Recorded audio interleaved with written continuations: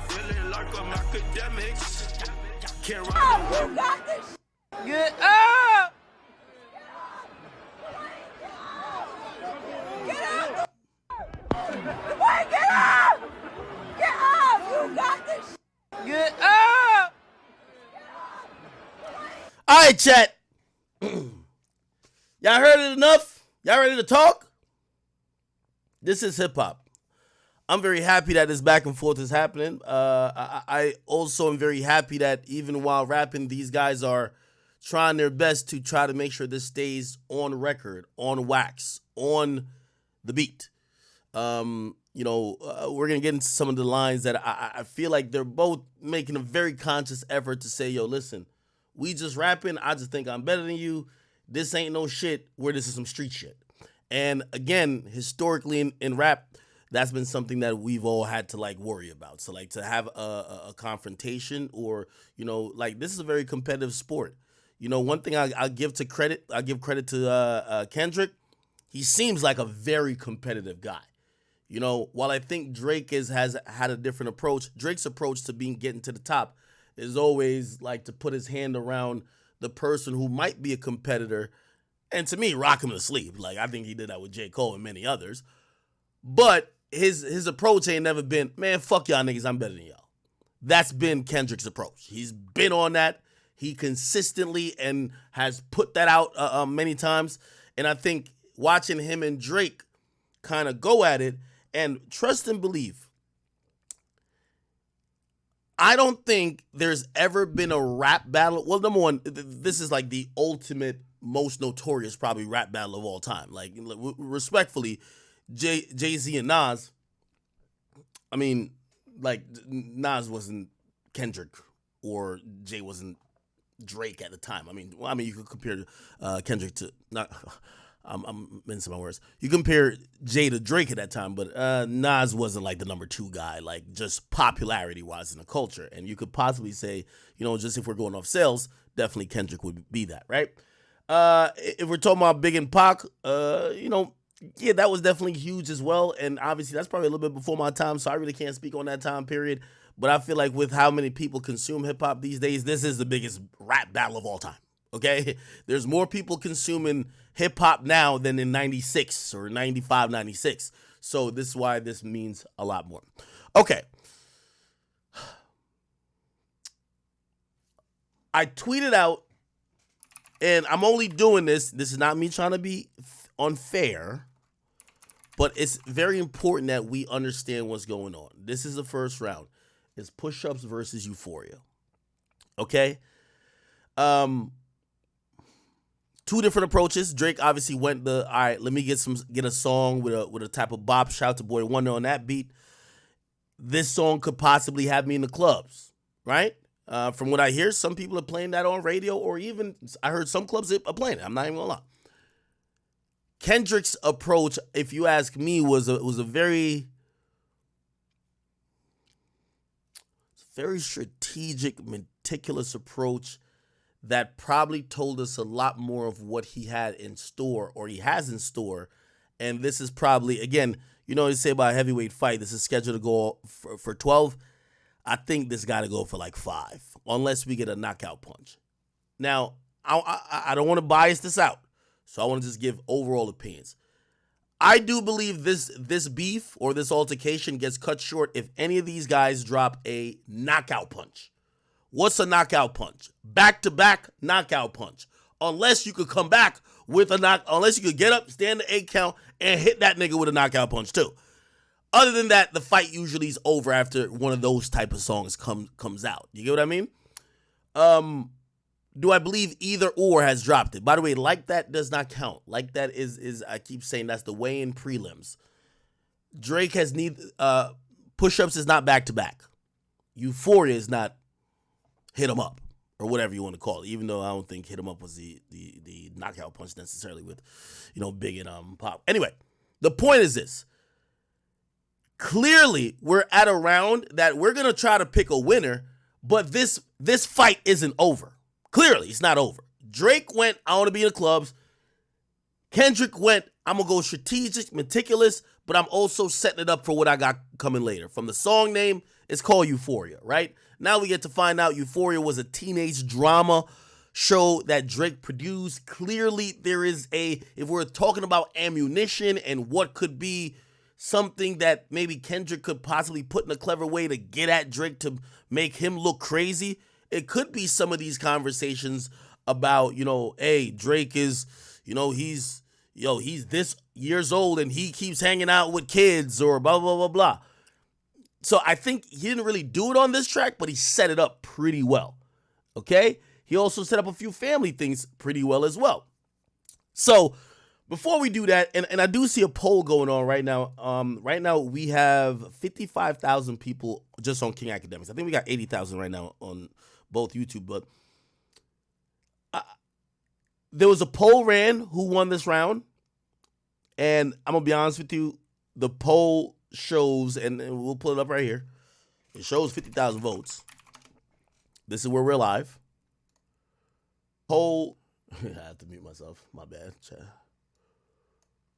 Okay. Are we good? Oh, yeah. Okay. Where's the poll at? Well, okay. The poll is here. And 48,000 people have voted. I think I might have to vote just to see the result. Let's say I vote Drake. Okay. After 48,000 votes, right? 48,000 votes. Let me make sure I can see it. 48,000 votes. Drake, 29%. Kendrick, 71%. That's what people are saying. Now, I think this round to be evaluated is going to be much more intricate than just a simple poll. Because number one, we're all going to be victims of the recency bias. What came out the last or what came out today is going to seem more prevalent and relevant than something that's been out before. Nevertheless, and second of all, this is why I do want to say, remember when these guys were, remember when y'all were like, well, why did it take Drake 21 days to respond? Because if we're going to be very fair, he who responds second has the advantage. Let's be very clear about that, right? Again, you're trying to play their hand, but you have to go first. So again, Drake went first with push-ups, right?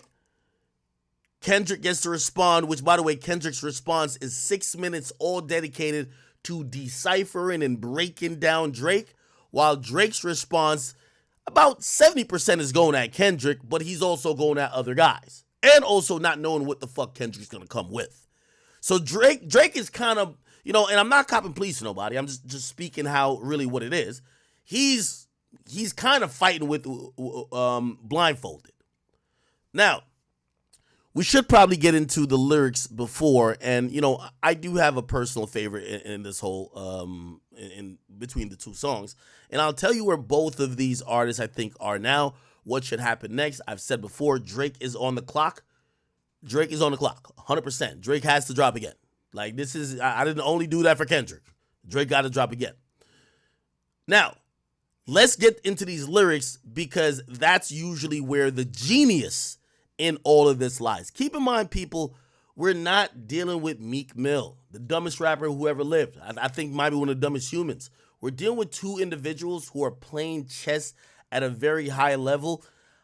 You could even see, and we're going to get into breaking down the lyrics, it looks, Drake does what he's done a lot by trying to front a move. Like, you know what I mean? It's like what do they call it?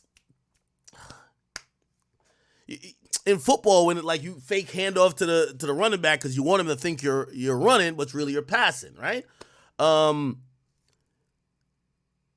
Drake mentioned Kendrick's wife and starting to allude to things, and Kendrick called the bluff instantly. He basically said, "Yo, you're just lying, nigga." Morale. Yeah, he basically says, "Fabricate story on the family front because you heard Mr. Morale." Basically saying that, yo, you think you're gonna be able to fuck with me or fuck with my family life by basically insinuate shit. Like, you remember Drake says, I'll be with bodyguards like Whitney, right?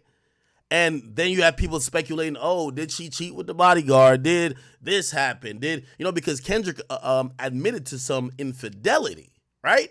So again, you hear Kendrick basically check that immediately. Bro, you fabricating stories, money. You're lying. Okay? So they're both playing high level, above the shoulders chess. And I think this is going to be the most interesting part of it all. By the way, second of all, and I'll ask you this before I give my opinion on it, where do you rank the lyricism on this compared to most Kendrick Lamar tracks, or just in general, or compared to even what Drake said, okay? Anyway, let's start this off by reading through these lyrics, all right? So basically, it says, everything they say about me is true. My bad, sorry, chat. It says, everything they say about me, so this is it's said in reverse, but I guess somebody slowed it down and reversed it, and they realized, oh, it's everything they say about me is true. And it says Euphoria. Now, I think that's very interesting. That's very interesting. By the way, is that voice Kendrick's that says it? Let's go back to it.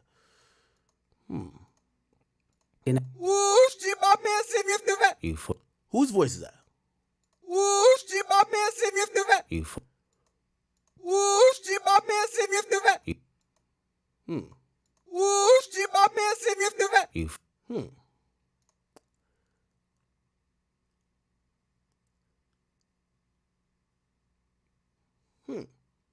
Okay.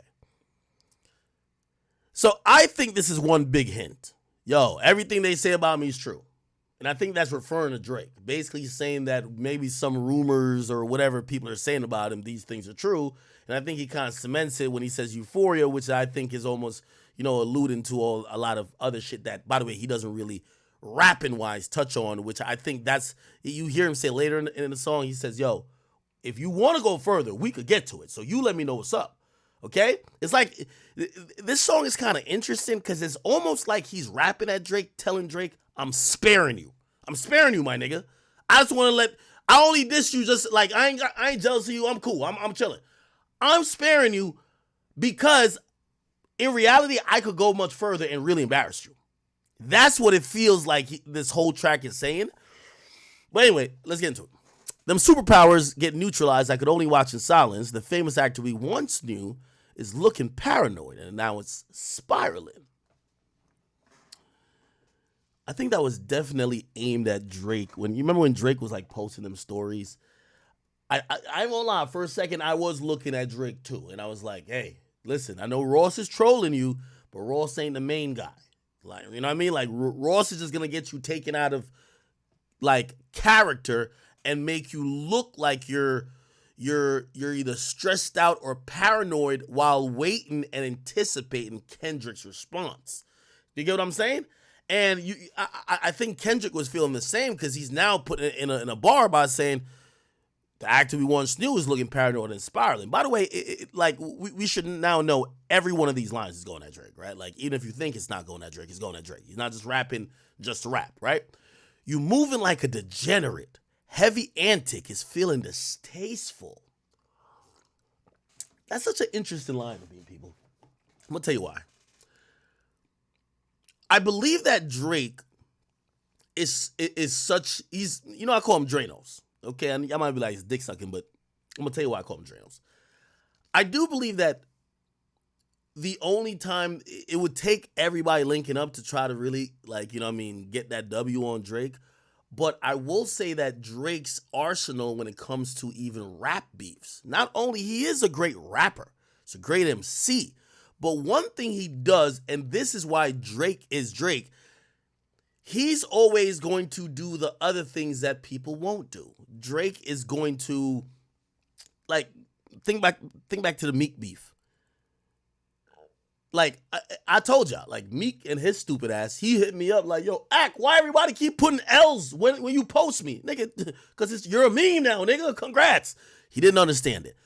Drake not only wins the beef and the war through raps, he is going to do what you might call antics. Your girl getting flown out, your girl at his concert, he's posted up with a Compton shirt on, He's going to do these things that is going to get public narrative on his side.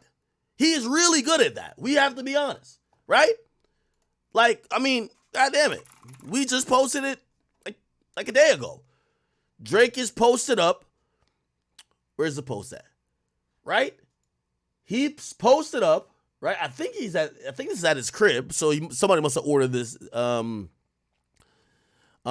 shirt for him. But this is a Compton Community College shirt. Who's from Compton?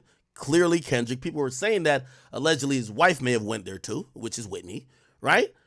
Also, if you look closer, he has like these Tupac chains, supposedly. I can't really see that well from here, but apparently these chains are Tupac chains. Who assists on the goddamn tailor-made diss song? AI Tupac. So it's kind of like he's almost, he's looking unbothered. He's looking like, all right, nigga, you gonna respond, like he's kind of trolling Kendrick a bit. And it becomes a point where people usually see these very subtle nuances that Drake is giving off that they start clowning the other nigga. You get what I mean? And I think that's what Kendrick's kind of like, he's immediately addressing by saying, yo, you're moving like a degenerate, heavy antic, and it's feeling distasteful. He's basically saying that Drake's doing too much, right? So why calculate you? Not as calculated, I could even predict your angles. So basically he's saying that, yo, at this point, you're being predictable, my nigga. He's like, you're fabricating stories on the family front because you heard Mr. Morale. A pathetic master manipulator. I can smell the tails on you now. So you're not a rap artist. And by the way, I thought this was a. I went on the Joe Budden podcast before, and I said mutually, I don't think that Kendrick ever really respected those people in the big three. And I said, listen, I felt like that when at J. Cole more than Drake, because I don't think Drake respected Kendrick like how Kendrick lacks the same respect for him. For whatever reason, and maybe it's because they're personal relations, they don't respect each other. Okay? They treat J. Cole as that mutual party. Like, oh yeah, nah, he's dope, he's one of the best. But unless they're asked or somebody else throws the other name into the mix, they haven't been too respectful of like the other's like art form, if you ask me. I mean, Drake is basically rap like, yo, I could have took all your fans if I just did this shit, if I didn't go pop and I stayed on some conscious shit. Like basically just diminishing and belittling what the other one does. But you hear Kendrick here saying, you not a rap artist, you a scam artist with the hopes of being accepted. Tommy Hilfiger stood out, but FUBU never had been your collection. Which that line I don't get yet, but the first line, you not a rap artist, you a scam artist. Jesus. This is another angle. When I was writing down angles and I was thinking about, I said, how could Kendrick get a Drake and how could Drake get a Kendrick? One of the biggest angles is this idea that Drake is a fraud. He's an actor who is essentially fabricated from the writing to the image, to his persona, to, he's if you hear Drake rap recently and most of the time these days, he's talking that gangster shit to this tough guy persona. So the idea of being a fraud or being an actor who's like Ditto, who could just adjust to anything. Oh, yeah, you usually talk like cheese and fam and Crody. Now we hearing you talk like niggas from Houston, Memphis, LA. Yeah, you are a shapeshifter. So that idea has always been an idea, if we were going to think about how Kendrick could get at Drake, is always an idea that could really be explored. By the way, this is why I think this is a super teaser by Kendrick. Because he could just literally, I thought he was just going to dissect Drake about how he's just not a real individual and how he's fake, right? Except he mentions it, but he doesn't really harp too much on it. By the way, I think I now kind of get this Tommy Hilfiger line, but there is an annotation here. It says, there were rumors about it in the 1990s that Tommy Hilfiger was racist and didn't approve of hip-hop embracing its brand. This led to many hip-hop artists abandoning Hilfiger in favor of brands like Polo or FUBU. Okay, FUBU was specifically owned and produced by black men, hence the moniker For Us By Us. Kendrick alleges that FUBU had never been in your collection, meaning that Drake was never part of the us. In other words, Drake is an imposter looking for acceptance from the black and or hip hop community. Yet there is also a theme of, he doesn't fully go into the fraud thing, but he basically says that Drake came over here and is a imitator. Like he's imitated this. You'll even say, you can't imitate this violence. Anyway, let's keep it going. He said, how I make music that electrify him, you make music that pacifies him. Which, by the way, hey, that's another angle. I ain't gonna lie. Every rap or every line is angles that I've thought that Kendrick could have went deeper in, right? Yo, I'm making songs like We Gonna Be All Right. It's the soundtrack of a movement, of a revolution, of a revolutionary movement for people who look like us and the very backbone of this culture, which is black people culture. That's what my music does. Your music just distracts people to dance in a nightclub. That's always a angle, right? So he kind of mentions them. He says, and you could tell he's teasing these angles because he says it. I could double down on that line, but spare you this time. That's random acts of kindness. Which, by the way, I think this entire track, there's two things you're gonna take away from it. Kendrick is basically saying, if you want to, I'm trying to just show people I'm better than you. But if you want to call it I'm hating, nigga, yes, I'm the biggest hater then. Okay? He basically says that. So this is the number one hater anthem. He don't care if people call it that. The second thing you'll take away from this track is that he's basically telling Drake, trust me, what I'm doing right now is very light. I'm sparing you a lot. And even with me sparing you a lot, I don't think you can fuck with me. He's even going to say, we probably shouldn't get too far into this shit, right? So he says, no, you a master manipulator, and a habitual liar too. By the way, we also hear the drop where he says, don't tell lie on me. He says, but don't tell lie about me and I won't tell truth about you. By the way, he mentioned that in a Heart Part 4, right? Now, we're going to have to go back to the Heart Part 4 because that was a constant theme in the Heart Part 4, right? That was the chorus. Don't tell a lie about me, lie on me, and I won't tell the truth about you. Then if we kind of like go down, obviously verse 2 we could tell was about Drake, but him basically mentioning that chorus again basically already told Drake, nigga, you knew what time it was with me and you, nigga. I've been violating you. You knew what it was, right? Because verse 2 when he says, my fans can't wait for me to sun your punk ass and crush your little shit. I big pun your punk ass. You a scared little bitch. By the way, this type of tone that he had in this in Hard Part 4, the second verse, I thought that was going to be the tone for this whole track. The tone was a little bit different. I ain't going to lie. Kendrick's tone, it got to that point of seriousness and aggressiveness, but it felt like he was kind of trying to spare Drake. I'm going to be honest with you. He said, tiptoeing around my name. Nigga, you lame. And when I get at you, homie, don't just say you was just playing. Oh, I was just playing, K-Dot. Come on. You know a nigga rock with you, bro. Shut the fuck up. You sound like the last nigga I know. Might end up like the last nigga I know. I put my foot on. I said, oh, you don't want to clash? Nigga, I know. Which, by the way, Drake has proven all these lines to be not true. Because Drake has literally said, what's up? Let's squabble. We could rap.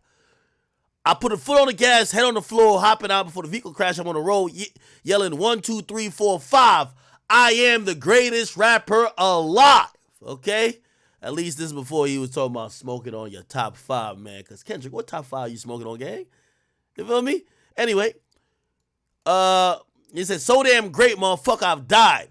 What you hearing is a paranormal vibe. House on the hill, house on the beach. Nigga, all right, anyway. He went crazy here. I ain't gonna lie. He did go crazy here. But we probably got to go back into here and some of the innocuous lines or the lines that we were trying to look for a name because people were stuck in between saying, is some of this for Big Sean? And some of it was. What's for Big Sean, right? Is it here? Yeah, like right here. Like, for example, people thought this was for Big Sean, but it could be now thought that this was for Drake. Like, Jay-Z Hall of Fame. Sit your punk ass down. So that mean you ain't bigger than rapping. So that mean no more playing the back scenes, okay? Now, when people had heard that, there was an album called Hall of Fame from Big Sean, I believe. So a lot of people were like, oh no, that's him addressing Big Sean, because they felt that Big Sean was salty over this whole control thing, right? But now that you kind of hear him, echo that chorus again, now you're thinking like, oh shit. Now he was sonning Drake this whole time. And also you remember Drake kept using references to Jay, basically calling himself Jay-Z. So I guess that was Kendrick saying, nigga, shut the fuck up, nigga. Jay-Z's Hall of Fame, nigga. Sit your punk ass down. You know what I'm saying? All right. Anyway, so many verses. You live in denial. So many verses I never run out of. Okay, anyway, there's a lot of lines in here. We're not going to go back into the hard part for it right now. But it tells you how much references Kendrick's making. And this is just the first. I don't even know if this is a verse. It's almost like still like an intro verse, right? Then he's on, shoo, whatever. And then now the beat kind of drops. He says, yeah, I'm out the way. Yeah, I'm low, okay? Yeah, the island's right here, remote, okay? I ain't thinking about no reaper. Nigga, I'm reaping what I sow, okay? Did Drake rap something about the reaper?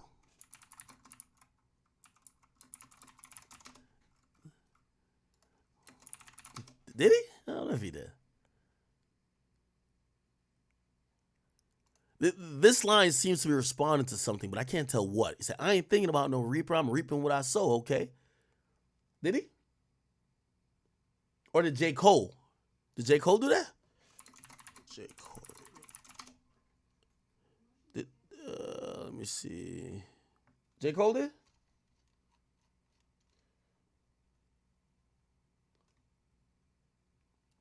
When did somebody say I'm slow? Bro, I'm doing this live. Chill out. Somebody say I don't know the history. Bro, there's a lot of songs in my head. J. Cole. Was it on 7-minute drill? 7-minute drill lyrics. Oh, so he does respond. By the way, I'm gonna keep it a bean with you. Kendrick extends a lot of grace, man. Like he really extended a lot of grace, especially to even Cole. He could slam the shit out of that nigga. He didn't mention Reaper on this. Oh, J. Cole, Benny the Butcher. J. Cole, Benny the Butcher. Lyrics. All right, here we go. Oh, here we go. Reaper. Oh, okay. Okay, so this is J. Cole when he says, on this song, he says, on the night I was born, the rain was pouring. God was crying, lightning struck, power out, and sparks was flying. The real ones here, the young boy walk with lines around the outlines of chalk where corpses lying. Of course, I'm trying to revive a sport that's dying. But the guns and the drug bars that y'all rely on got these nerds thinking that you niggas hard as I am. But that just mean I ain't as comfortable as y'all with line. Stretching the truth, I know I never stress in a booth. They feel the pressure, me I feel like I'm leaving the masseuse. Effortless, no, I'm skating on these records prove I put your favorite rapper neck in a noose, never letting them loose. Cold world, that heat'll blast through your speaker. He the last of the Mohicans. No weaklings last in my sneakers. Nigga want me on a song, he gonna see the wrath of the reaper. I'm probably gonna go to hell if Jesus asks for a feature. Oh, so that's basically him saying, yo, niggas don't want to get on a song with him. By the way, that's been a common theme of J. Cole. Niggas don't want to see me on a song because I go crazy, right? That was what he was saying before nigga copped the plea. You feel me? Anyway, so I ain't thinking about no reaper, nigga. I'm reaping what I sow, okay? So we're back to Kendrick, by the way. Got a Benjamin and a Jackson all in my house. Like I'm Joe, okay? So this is a callback to the line featured on the verse like that, where it said DOT, the money, power, respect. The last one is better. He said, this also may be seen as a reference to Michael Jackson, whom Kendrick compared Drake to on the aforementioned song, while comparing himself to Prince, an artist who notoriously had an ongoing feud with Michael Jackson throughout their lengthy careers. Okay. Let me see. Hellcat made his own boys sit. All right, see, I didn't get that one. Hellcat made his own boys sit and type, sell they soul, okay? Said there's a common recurrence when young people join the military that they purchase a Chevrolet Camaro, Ford Mustang, Dodge Challenger, Charger, cheap, speed, and power. Oftentimes, people join the military.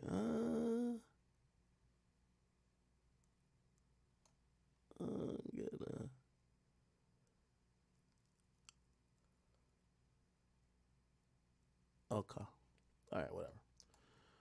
Everybody want to be a demon till they get chipped by your throwaway. And I might do a show a day, once a lame, always a lame. Oh, you thought the money, the power, the fame will make you go away.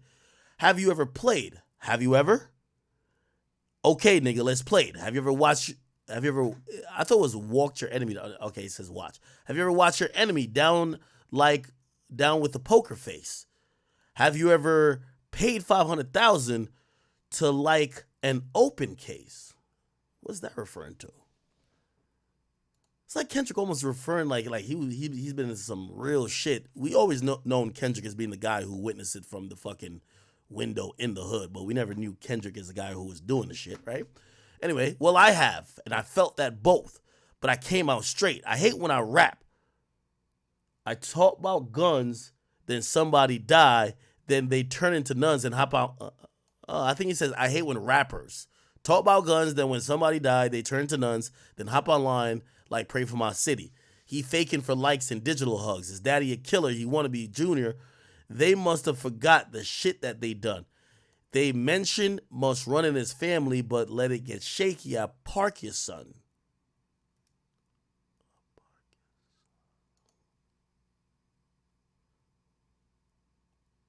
The mention must... Ooh. The mention, which is like dementia, right? Dementia. Oh, okay. So dementia is like a disease. It's spelled this, I believe. Dementia. Dementia is a disease where, I think older people predominantly suffer from it, but it's a general term for the impaired ability to remember, think, or make decisions. So it's like, imagine your grandma not remembering your name. That's like signs of dementia, right? And Alzheimer's is a common form of dementia, okay? So basically he says dementia must run in his family, but let it get shaky. I Parkinson, which is Parkinson. He's making a reference to that. And Parkinson disease is a progressive disorder that affects the nervous system and parts of the body is controlled by the nerves. I think a lot of people who get affected by this like shake, right? Okay. Yeah, tremor. See, rhythmic shaking called tremor usually begins in the limb. Okay, cool. So yeah, it's kind of a dope bar. It's almost like a triple or a quadruple entendre. Dementia must run in his family, but let it get shaky at Parkinson. So for people thinking that he was talking about like Drake's son, there's a slight reference, obviously, but he's playing off the word Parkinson, right? The very first time I shot me a Drake, the homie had told me, aim it this way. I didn't point it down enough. Today, I show you I learned from those mistakes. I think this is a very clever line. So basically, he's talking about his homie showing him how to shoot a gun. And I guess he's shooting the gun, and the gun is, tilted up at the target. And his homie said, nah, point it down a bit. So, he's obviously saying he's shooting at Drake, but finally he's on target, right? Somebody had told me that you got a ring. On God, I'm ready to double the wage. What'd that mean? Somebody had told me you got a ring. I'm ready to double the wage. I'd rather do that than let a Canadian nigga make Pac turn in his grave. That's very clear and obvious. Cutthroat business. You got shit twisted. What's this? The braids? I hurt your feelings. Oh, you don't want to work with me no more. Okay. Yet, still, he go left, and I see two of them kissing and hugging on stage. I feel like this is J. Cole and Drake, right? I love him to death, and that ain't bars. I'll explain that phrase, huh? It ain't nothing. It's nothing nobody could tell me, huh? I don't want to talk on no selling, huh? You know I got language barriers, huh? There's no accent you can sell me. And you see it here even in the annotation. They're like, Drake's accent's a chameleon and has notoriously used many accents to appeal to different crowds. I mean, Drake spoke Spanish. He spoke Portuguese. We've seen him speak Arabic. We've seen him like basically sound like a nigga from Memphis. Sound like it. I get. I think everybody knows that reference, right? He said, "Yeah, Cole and Aubrey. You know I'm a selfish nigga. The crown is heavy, huh? I pray they're my real friends." That line was confusing. He says, "I pray they're my real friends."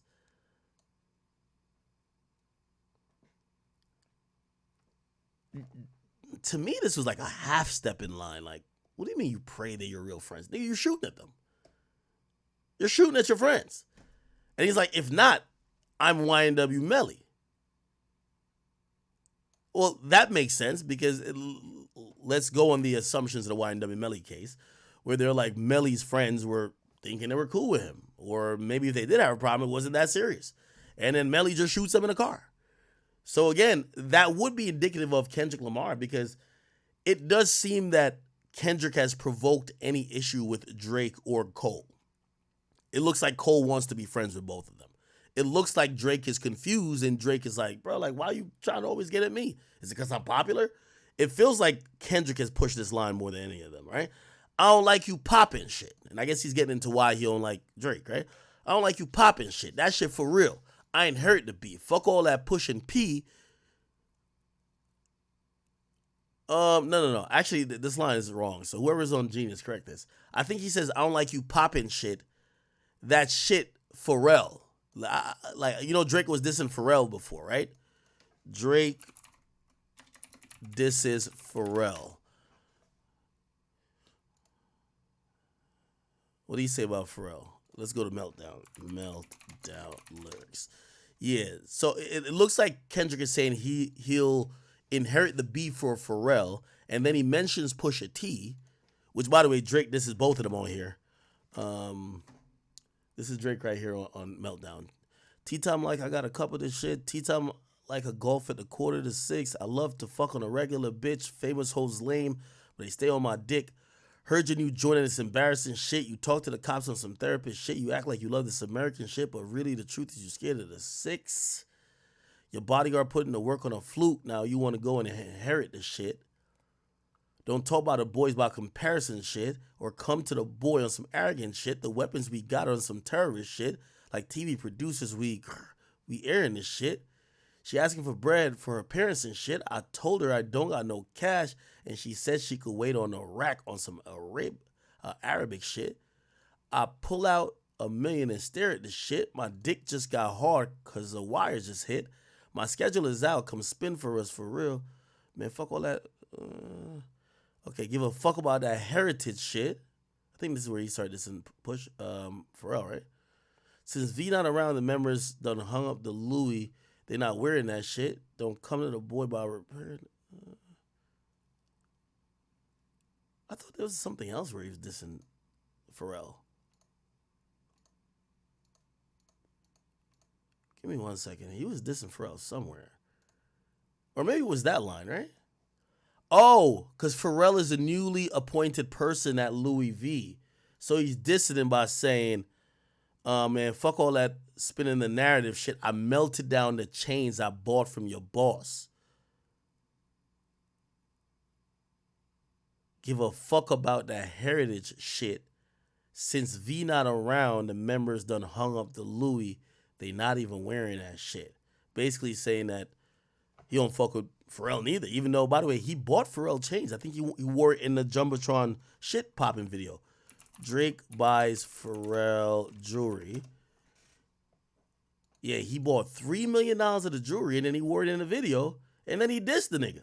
Yeah, Drake's a petty nigga, bro. I ain't gonna lie to you. Imagine giving a nigga $3 million for his jewelry, wearing it, and then dissing the same nigga.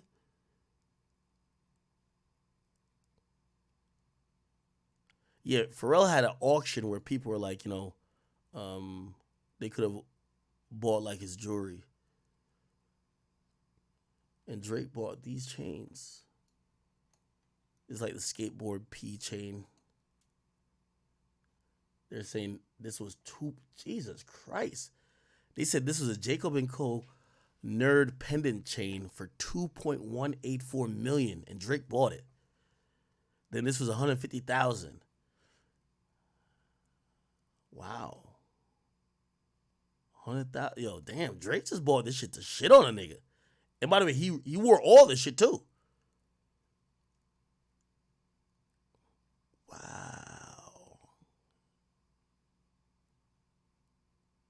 He wore all this shit in the video just to shit on a nigga. Anyway. Okay. So yeah, this line was like, I don't like you popping shit.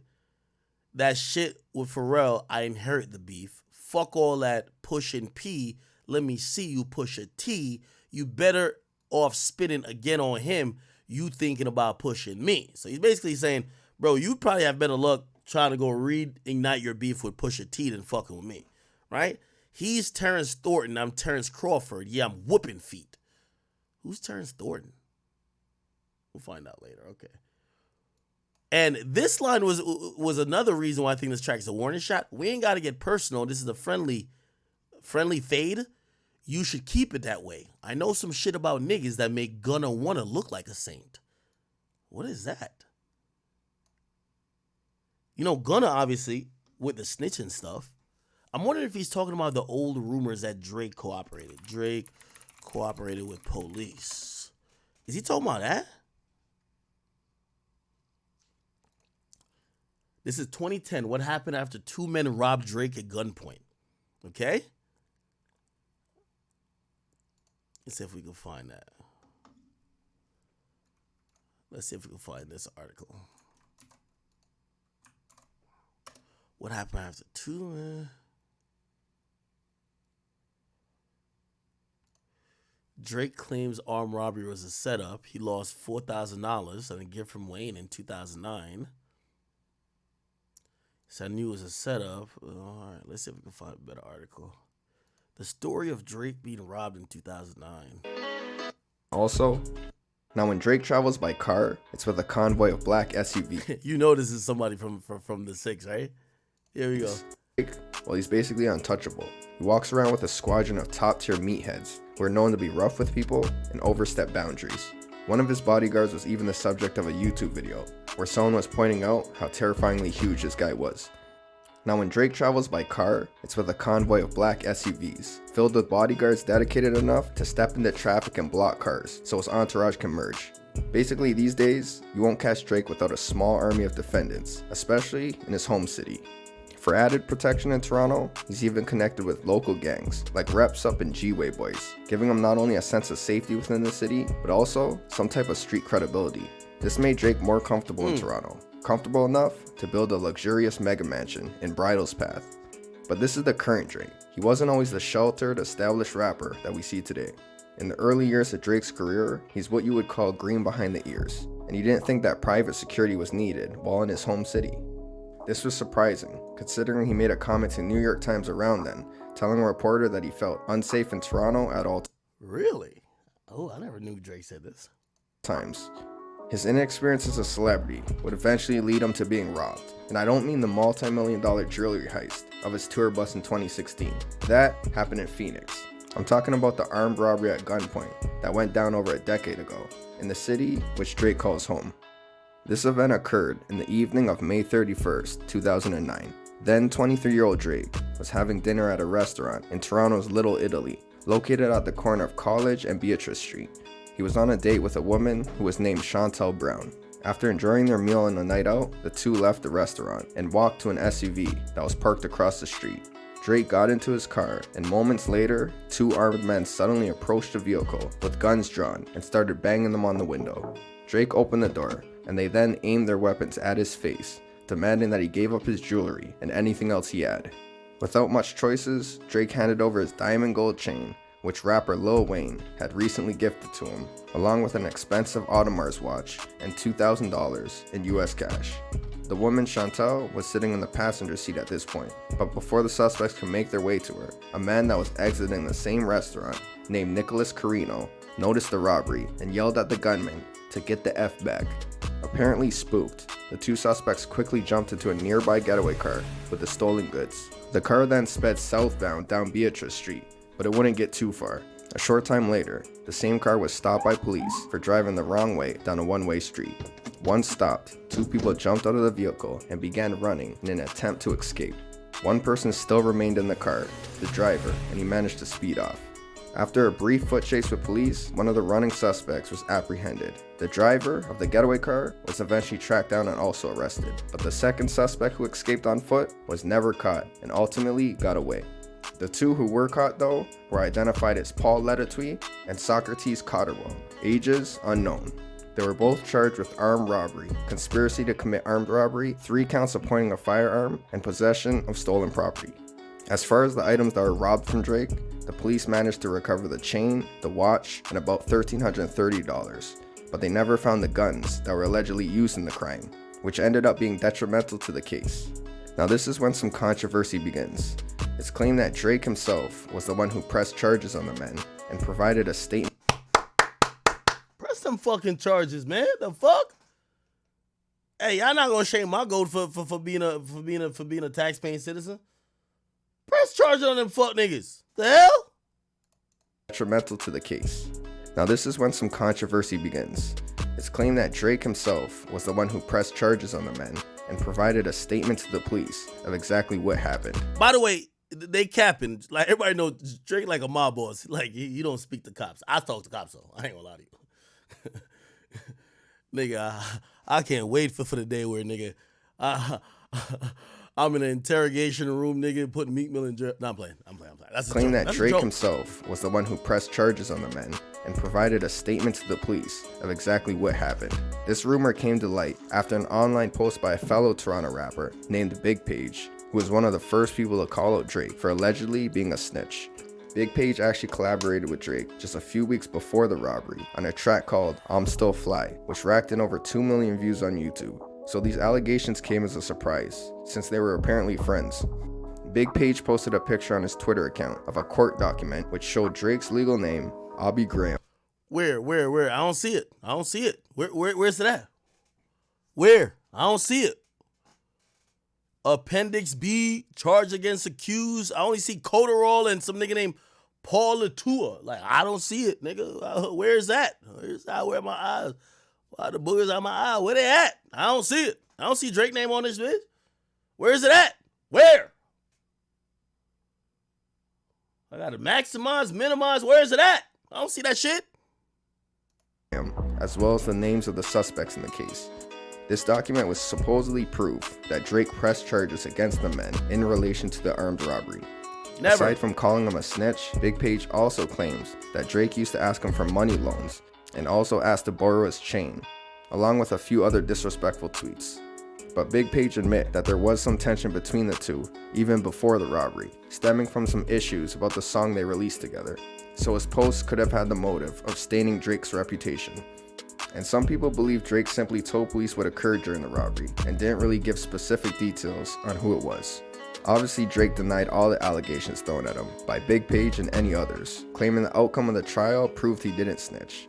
A lawyer that was close to the case claimed that Drake was not exactly forthcoming with police, and at some point, he actually stopped cooperating. From there, things went downhill as far as getting charges. Drake's solid. Like, Drake not no finesse 2 times in them niggas. He not like Gunna. Drake solid, nigga. To stick against the two men. The big charges were leaning on the statements and testimonies of the victim, Drake, and without him, there really wasn't much to go off of. The witness at the scene, Nicholas, who yelled at the perps and was also listed on the document, didn't seem to provide a strong enough statement to have an effect in court. And there's no information if Chantal, the passenger, was even involved in court or any part of the legal fallout. Overall, it looks like Drake analyzed the situation from a business perspective and decided that working with authorities wasn't the best move for his rap career. This decision to follow the street code of no snitching worked out well in the long run for the accused men. By January 2010, about half a year after the arrest, the heaviest charges against the two were withdrawn, although they both pled guilty to conspiracy to commit robbery and possession of stolen property. The judge sentenced them to time served plus 1 day, and they're released in the same month. Altogether, the pair ended up spending just over 6 months in jail. And the way I trial, and says that he's the one who made the decision to have them not put in jail, and ultimately, it was his choice to have the charges withdrawn. That happened to me in Toronto, an altercation that had happened, and And the way the way I chose to deal with it was walk away from it. You know, I mean, I had a situation happen to me where I was approached by two men and, you know, robbed, and I made the decision to not put those guys away, to not go to trial, you know.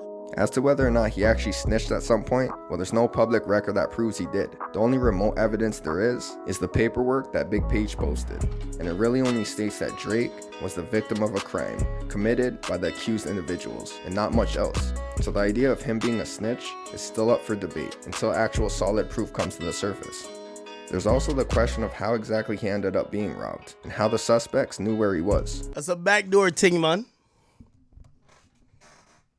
Shawty was cheesing, fam. Crody, stop playing. That was a backdoor ting. Drake, you know what happened? That was a telly ting. Can't bring the telly ting to the restaurant. That's a telly ting. Anyway, my boy Drake ain't snitch. Anyway, all right, let's get back to the Kendrick shit. You know, I just found out somebody just put me on game. If we go up here, remind me we're at this line right here that make Gunna look like a saint.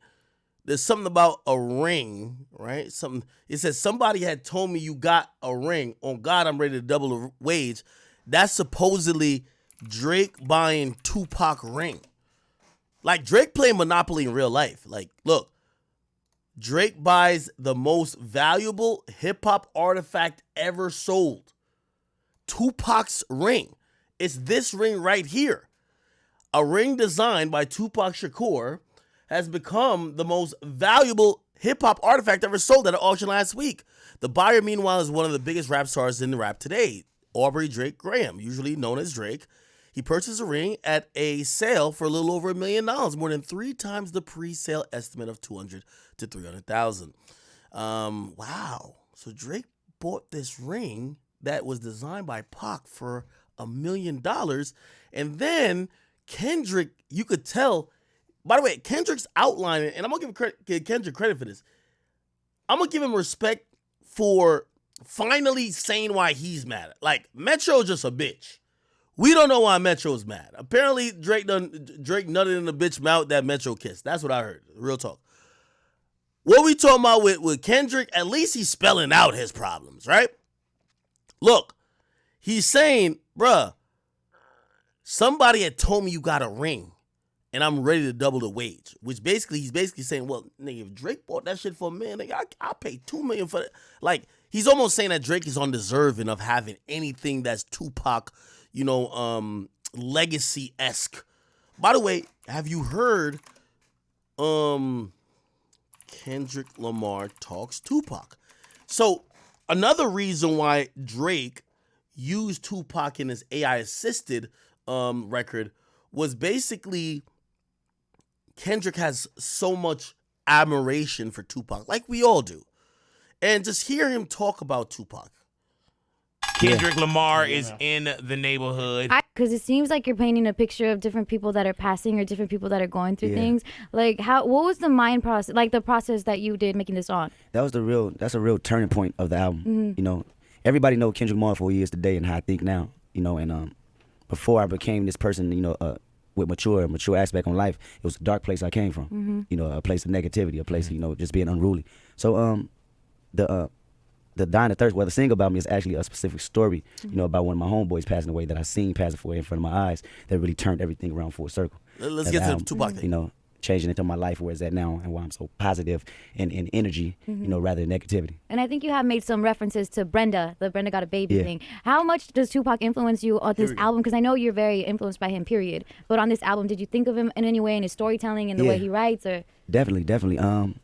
Storytelling was the whole niche of this album. I want to bring that back into the game. And what Pac showed me was really, not being scared to show, vulnerability in your music, because that makes, the biggest connection, with the audience. Yeah. So when I speak on certain, topics about, certain friends or my homeboys or a certain female, it's not only real to me, but it's real to the listener. Yeah, man. We got Ken. Yeah, he's always spoke very highly of Pac. My sentiments, exactly. I remember watching this years ago as a kid, and I never caught that. He basically said the same thing that I mentioned in his way. That's a trip, for me to articulate it in my way in today's time. Feel what I'm saying? And he's 100% right, you know? And that's a conflict. It's a conflict and it's a taboo, you know what I'm saying, in communities everywhere. Knowing the power of the word and knowing the actual real definition for it, it gets crossed and entangled, you know? People don't like to look themselves in the mirror. That's the hardest thing to do, you know? It's to critique yourself rather than point a finger, you know? And everybody hates change. So to actually do that and say, I'm wrong in a lot of areas. I look at myself at assistance. My mom had assistance. My pops did what he had to do. Mom's had assistance. And as a kid, I used to think that was always help. Like, damn, they giving us money to go get some food. Like, shit, that shit works. But as I got older, that was a psychological thing. What happens is, it helps us in the times, but it keeps us wanting more and not being able to fend for ourselves as a community of people. It shuts down all our businesses, everything that we own in our community, in Compton. Hey, let me say this too, though. I think Kendrick's experience and his plight as a young man growing up is always going to be more authentic and more relatable to the average hip-hop fan than Drake. Drake's plight was, okay, yeah, I grew up with a single mom, dad was a player, but that's kind of like everybody, right?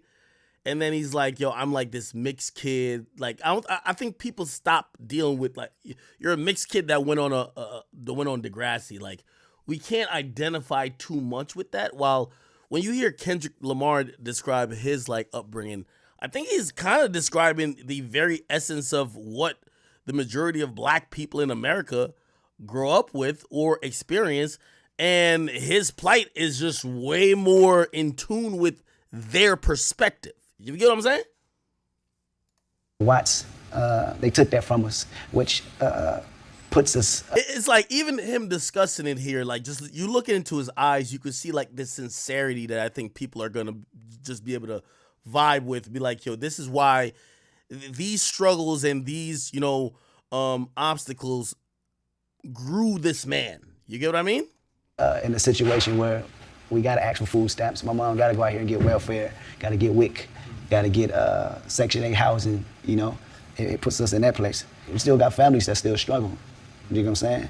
And don't have the opportunities or even told the opportunities that they can do for themselves as far as having their own business, you know.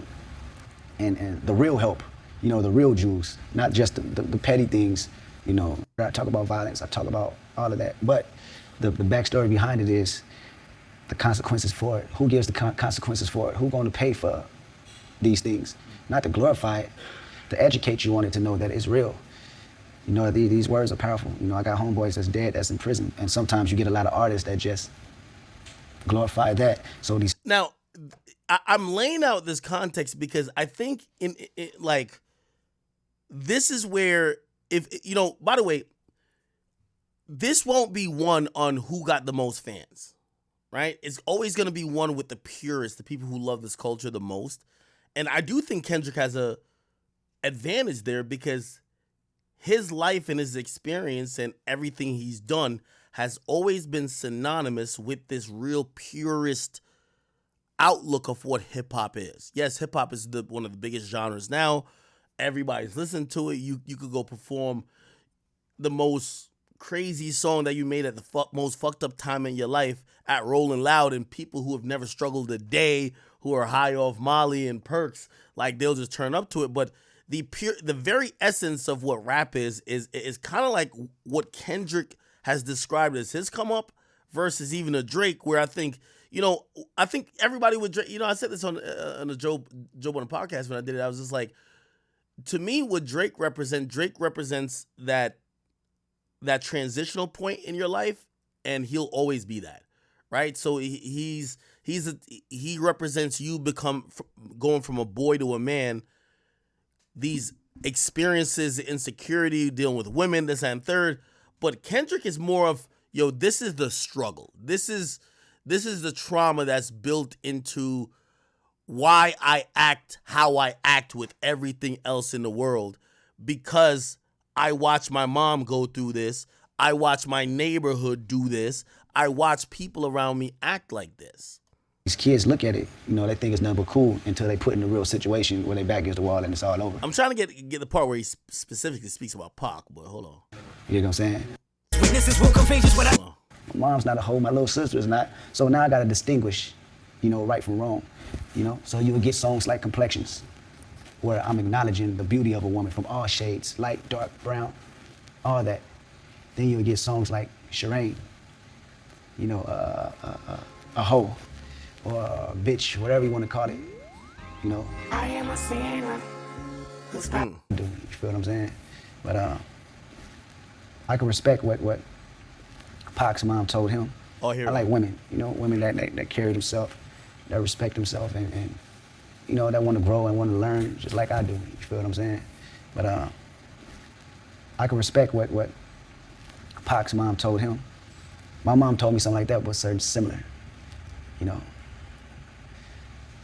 When it's a hoe or somebody you can call a bitch, that's what she said verbatim, a hoe or a bitch, that's something you don't really pay no mind to. You always want to know the difference. And they act like that, then they like being called that.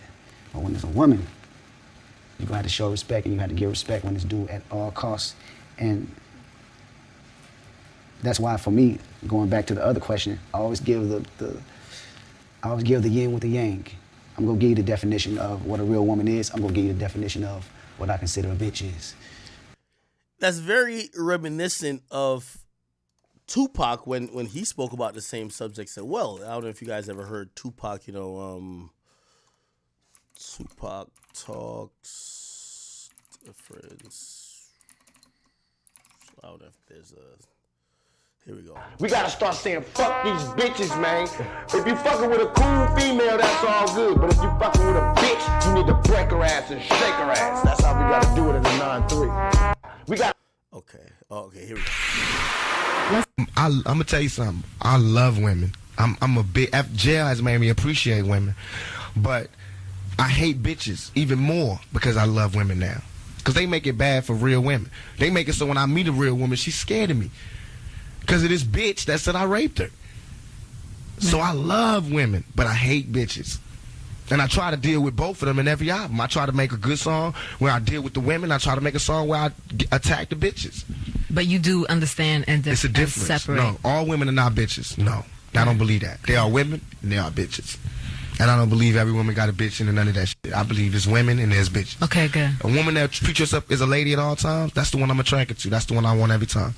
But there's bitches out there. Even women know that. Women don't like bitches. I feel like I employ more women, help more women, and work with more women than anybody in the fucking world. There you. And I only play that to show you there's been a parallel and like this ultimate like inspiration between Kendrick Lamar, his focus and how he views his career. It's the reason why he's always kind of done this medicine and the candy approach where he's like, yo, my music is not just for entertainment and for me to make millions. My music, I know, is touching people. It's inspiring people. And just like how we looked at Pac, whether you want to call him misguided at times or sometimes you want to call him emotional, he always knew that his words were so powerful. And he spoke and used that voice to really communicate with the masses about things that, like, look at songs like Changes. You know what I mean? That was him talking about what he probably wanted to see in the world that maybe he wasn't even going to be alive to see. And, you know, obviously, like, for example, notoriously that line, you know, we're not ready for a black president. And that's what he said then. We later had Barack Obama. But Kendrick really looks up to Pac. You could tell. It really looks up to Pac. And I'm wondering, this is just me wondering, right? I'm guessing, like, maybe, you know, he probably was cooking this up before. But hearing him mention on this album, or not album, this song, when he says, I'd rather do that, right? He says, somebody had told me you got a ring. On God, I'm ready to double the wage. So that was $1 million. So he says, I'm down to pay $2 million for me to get it. And he's like, I'd rather do that than let a Canadian nigga make Pac turn in his grave. And that's not only because Drake purchased the ring. It's probably because Drake put a Pac AI voice on a song aimed at him. He's like, cutthroat business. You got shit twisted, you know? And maybe that's one of the reasons why he really jumped out, right? So there is a Pac element that I do believe Kendrick is like really relating to and trying to make sure everything, in his actions, whether it's just like the song making or the palette of songs he's making or his moves, is in line with someone he looks up to, which is Tupac Shakur. Okay, cool. I'm sorry. Where was I at before? All right. All right. He's Terrence Thornton, blah, blah, blah. I think we did this. Okay. So I think we ended with this. So let's try to finish this real quick, chat. This ain't been about critics. Not about gimmicks. Not about who the greatest. Is that the line? Basically saying this ain't about critics. This ain't about gimmicks. Not about who the greatest. It's always been about love and hate. Now, let me say, I'm the biggest hater. I hate the way you walk, hate the way you talk, hate the way you dress, hate the way you sneak this. If I catch flight, it's going to be direct. We hate the bitches you fuck. They confuse themselves with real women. And I notice, I said we. It's not just me. I'm with the culture feeling. Now, I think these are like powerful lines right here because it's Kendrick not only takes the shape of I am what the culture is feeling about you, but he also kind of dispels a few things that I think Drake is, because of his popularity, people would assume that's popping. He's like, yo, again, tell me if I'm tripping, but even when we think about the women that Drake seemed to be like going at, even like Lotto's sister or whoever the case is, we look at them as like the women who are like these BBL bandits, like the fucking fake women who are chasing clout, who are, it's just not like the real representation of like women in America. Like, you know what I mean? And I think when Kendrick is saying, bruh, hey, we don't even like the girls you're fucking, my nigga. Like, yo, bro, like, you're just the definition of fake. You're fake. We don't like nothing about you, really. And he's speaking from the real inner city. That's how it seems. Like, we don't like how you walk, how you talk, how you dress, how you sneak this. We don't like the bitches you fuck because they confuse themselves with real women. And notice I said we. And it ain't just me. I'm with the culture feeling. Then he gets a little bit more into it. And by the way, I always knew that a Kendrick diss to Drake was always going to be a peel back the layer type of thing. He says, how many more fairy tale stories about your life till we had enough? How many black features till you finally feel you black enough? By the way, this is a very interesting line. This line is almost like a callback to what Rick Ross was trying to say, where Rick Ross was like expressing his dismay with Drake, and he was calling him white boy. He was like, yo, bro, you realize that you were the dude who wasn't cool enough to hang with the gang, and you came around because of Stunner, because of Wayne, and we all blessed you and acted like you was cool, and now you've gotten this big, no Diddy, and you're acting like you the guy. No, you're not. We gave you the stamp to hang with us. It's like us giving you the nigga pass, and then now you acting like you could give the pass out. No, it don't work like that. Like, bro, you're still not one of us. It's like, it's almost letting him know that he's still not really in that club that he thinks he's aspiring to be in. Okay. He says, so how many features till you feel like you're black enough? Which is kind of interesting because do y'all listen to Drake and think that Drake is trying to cosplay as some either hood nigga or somebody who's black? Or do you think that's just him? Now, granted, Drake is a biracial guy. But also, let's be very clear, too. Let's not change the rules. We call Lotto black. Lotto is a mixed biracial woman, but we call biracial people black. Let's keep it a beat. Like, so, all right, let me keep going. I like Drake with the melodies, which, by the way, this is a very famous callback. I don't like Drake when he act tough. Now, this is actually a callback, if you ask me, to Drake, Scorpion, note. I think Drake wrote, in the editor's note. In the editor's note, Drake wrote this on Scorpion, right? Drake says, so he's criticizing himself. He says, I hate when Drake raps. These are like criticisms Drake's probably heard from people. Drake sings too much. Drake is a pop artist. Drake doesn't even write his own songs. Drake took an L. Drake didn't start from the bottom. Drake is finished. I like Drake older stuff. Drake make music for girls. Drake think he's Jamaican. Drake is an actor. Drake changed. Anybody else better than Drake? Yeah. We know. And then he puts Drake because that came from him. Now, it's kind of like Kendrick played upon that, but he's saying, no, bro, we like you with the melodies. What we don't like is when you're playing tough guy. We don't believe that shit. So you gonna make a nigga bring back Puff. Now, this is very interesting. This is a callback to the situation with Puff Daddy, where Puff allegedly, the story I've always heard is that Puff, they're at some party. Puff confronts Drake about using a 0 to 100 beat. Basically saying, nigga, what the fuck? Like, I sent you that shit to write for me. Why you put that out, nigga? I heard he's drunk, Drake a little tipsy. And I hear that I never heard that Puff put hands on Drake. But I heard that, they kind of start shouting at each other. People intervene. It kind of gets whatever. And Drake had a dislocated shoulder because security was yanking him out of the situation, right? Anyway, I think that's why there's a callback to it. You gonna make a nigga bring back Puff, and he says, "Let me see if Chubbs really crashed something," right? Now, let's Drake Diddy fight. See if we can find a nice little. Okay, Trap Lord Ross did it. What made you live in Miami? During his career from the early stages will know put hands on arguably one of the most famous and successful hip-hop artists. Trap Lord Ross, what up, my boy?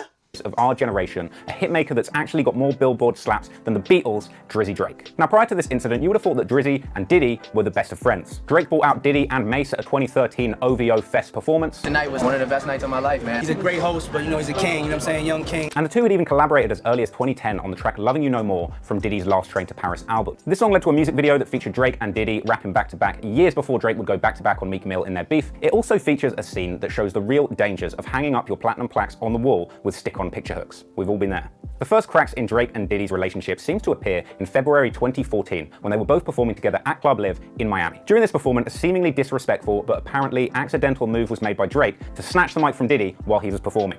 Woo! Front row!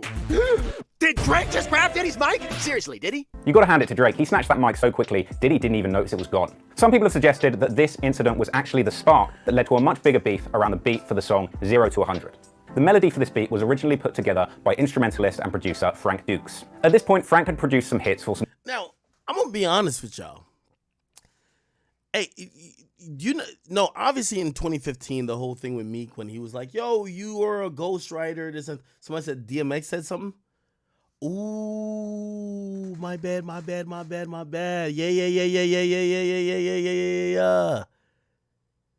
Yeah, he said, I hate the way you walk, the way that you talk, the way that you dress. Oh, yes. We didn't get there yet, but DMX said that before. Oh, shit. Yeah, he did. Okay. Oh, all right. No, actually, we did get there before. Okay. Let's play that before. Remember when DMX? Yeah, DMX went crazy on Drake. DMX dissed Drake. Y'all remember this? Look. Right. Lyrically? Absolutely. I feel him. I'm not gonna say lyrically, but talking about Drake. You just said lyrically though. He's not a great lyricist. I feel him. Yeah. No. No, he's not a great lyricist. We're talking about lyrics. I feel him. Oh, right. I feel him. Right. Like if I had to compare them, I'd say like Rick Ross is dope lyrically. You know? If I had to compare the two, I'd say Rick Ross was more like Biggie, Jeezy was more like Pac. Because Pac wasn't the best lyricist, but you felt him. Rick Ross looks more like Biggie. Rick Ross got lyrics. He said looks. Well, I guess. All right, so You gotta DMX. love DMX. Now for you. I'm just not impressed, man. Real talk. I'm just not So impressed. who impresses DMX right now? Anybody? Me. Okay. J. Cole is nice. J. Cole is nice. Lyrically, I heard his first song on the radio before I even knew who it was. Like, damn, who's that? You mean? Something like this grabbed my attention like that. I'm surprised you don't like Ross lyrically, man. Ross beats. He's all right, man. He just talk about eating and girlfriend too much. How much can it eat? weed? How much weed can you smoke? I'm like, all right, let's talk about something else. I know you got a Maybach, you got the Aston Martin. Okay, good for you. Damn, I mean, come on, I see a whole nother side of the coin, son. What do you think about Lil Wayne? We got a good relationship. I see. I don't.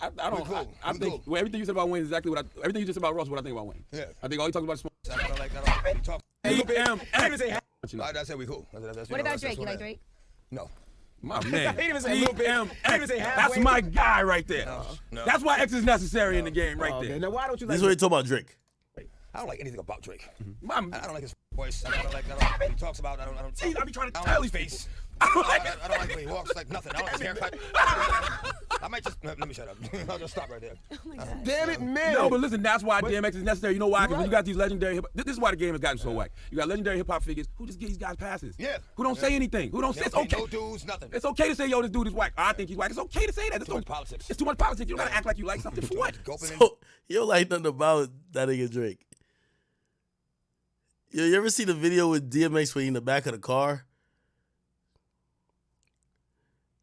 I think he was hating on. Was he hating on Drake then? What about Drake? You like Drake? No. My man. He didn't even say a little bit. Okay. Now why don't you like Drake? I don't like anything about Drake. I don't like his voice. I don't like he talks about. I don't. See, I be trying to I don't tell like these his face. people. I don't like the way he walks, like nothing. I don't like his haircut. I might just let me shut up. I'll just stop right there. Give me an example of who you think isn't talented. But Drake. He has talent. Yeah. It's kind of redundant. It's kind of the same all the time. It kind of sounds the same. It's an annoying sound. It's an annoying voice, like annoying, like the washing machine, or dryer. Say, oh, I'm gonna take it for myself because I'm hot right now and I'm feeling myself and I'm Canadian. So the balls ain't that big. Yeah. Have you been converted to a Drake fan yet? No, not at all. Not at all. I wish it was like maybe 7 years ago, or maybe like 10 years ago, but you catch the elevator, beat them up. Then just let them know, like it's real, son. Like you can't just walk around doing. You can still do that if it's going up on World Stuff. Yeah. You can. Right, you can. Yeah. You cannot. You are not going to catch Drake in no elevator by himself anyway. That's He ain't got to be by himself. Like that's not a problem. Like You talking to DMX? Yeah, we wolfed out in this joint, son. I mean. Rest in peace to DMX. You ever heard about DMX speaks about Lil B? Yo, this is crazy right here. Look. Cats in rap right now are doing things for shock value. Not necessarily the music. It's more of the marketing of who the person is, who the artist is, and then the music. I don't know what they're doing. You're cut from a cloth where it is. That's what it's gonna be. It's gonna be the music and lyrics. The people fuck with you because you're real and the music's real. That's what I agree. No more of that. That's what I agree. I mean, there's rappers right now that are going as far as to name their album "I'm Gay" to break down the barrier of that. Serious?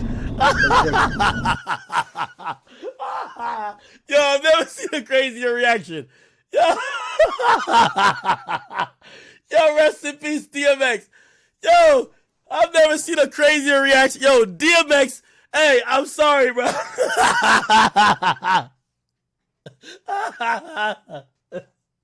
Look. But you're cut from a cloth where it is. That's what it's gonna be. It's gonna be the music and lyrics. The people fuck with you because you're real and the music's real. That's what I agree. No more of that. That's what I agree. I mean, there's rappers right now that are going as far as to name their album "I'm Gay" to break down the barrier of that. Serious?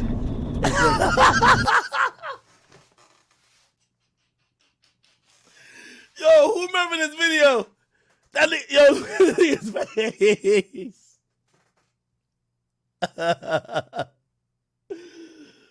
Look, he was chilling too. As far as to name the album "I'm Gay" to break down the barrier of that. Serious? I'm dead serious. Yo, the moment when he also like looks into the camera because he notices he on camera because he ain't really trying to wild out. Look, he sees he on camera. Lil B. Who? Lil B. Lil Beat? Lil B. That's his name. Lil B. Lil bitch? He's using that word. He says he's not gay, but he's naming his album that to break down. Yo, DMX look disturbed. That word and the stigma that comes with it. He's showing people that there's power put in words. There is power in words.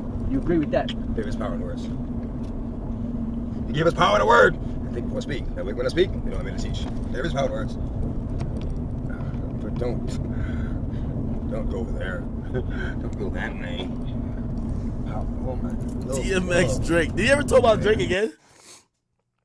Oh, man, he violated Drake. Look, let me see. You didn't even know this woman. You didn't even know that you were in the middle. Going Aaliyah's posthumous album. Oh, you talking about Drake when Drake did something with Aaliyah's vocals? Coming out and not involving Missy Elliott, Timberland. Man, it just shows what I have said. Fucking piece of shit. Fucking like motherfucker, you didn't even know this woman. You didn't even know that you were in middle school. Fucking, and you know, like before I just spoke on what I didn't like or I don't like what I know, like, you know, I didn't know him, so I couldn't say I didn't like him, but I don't like this. Now it's like, you fucking piece of shit. You piece of shit. Like, what the fuck gives you the fucking right to I mean, allow me to live on and not include the people that she always worked with. Not include her recipe. That's like saying, you know what? I'm gonna make KFC, but I'm not using the Colonel recipe. That ain't KFC, nigga. That's your FC. Your fucking chicken. That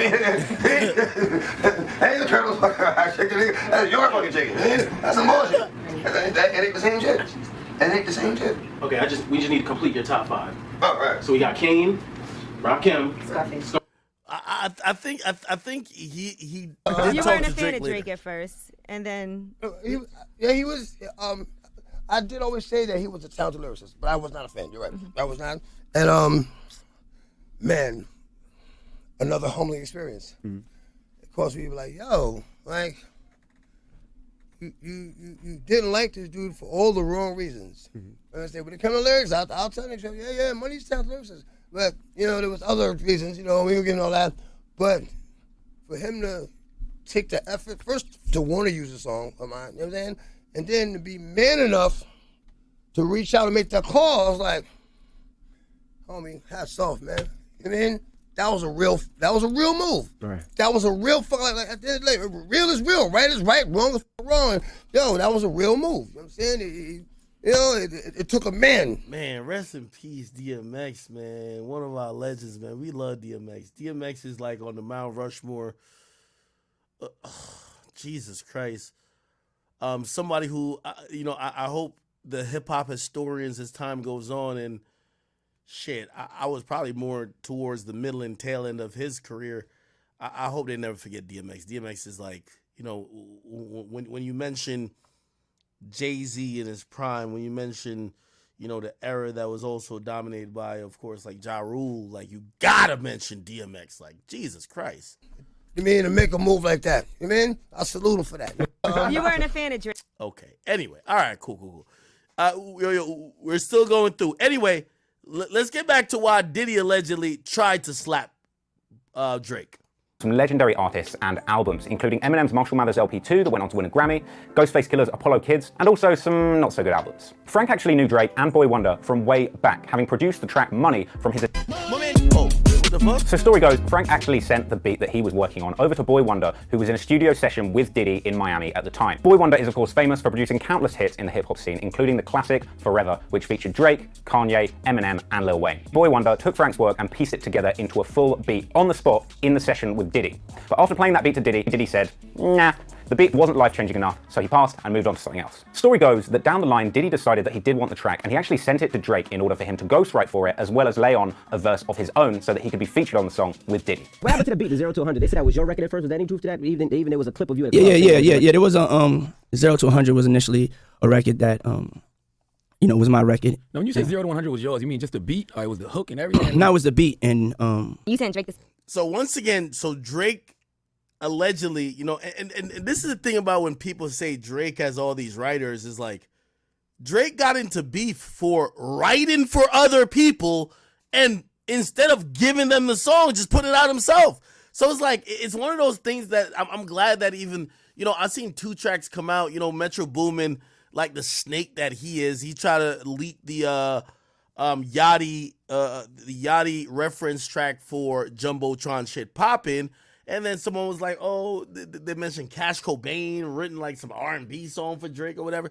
And it's like, bro, y'all can leak whatever at this point. We now know, hey, we're not saying that like for like some of these R&B songs or these like little poppy songs, he probably doesn't have some help. But we know Drake's a very talented writer. And we know he's definitely on that list. Kanye himself has said Drake is equal. Look, Kanye, Drake, writer. Look, he literally said on Drink Champs, look, listen to this. You know what I'm saying? I'll be having like 12 writers in the studio that don't add up to Drake.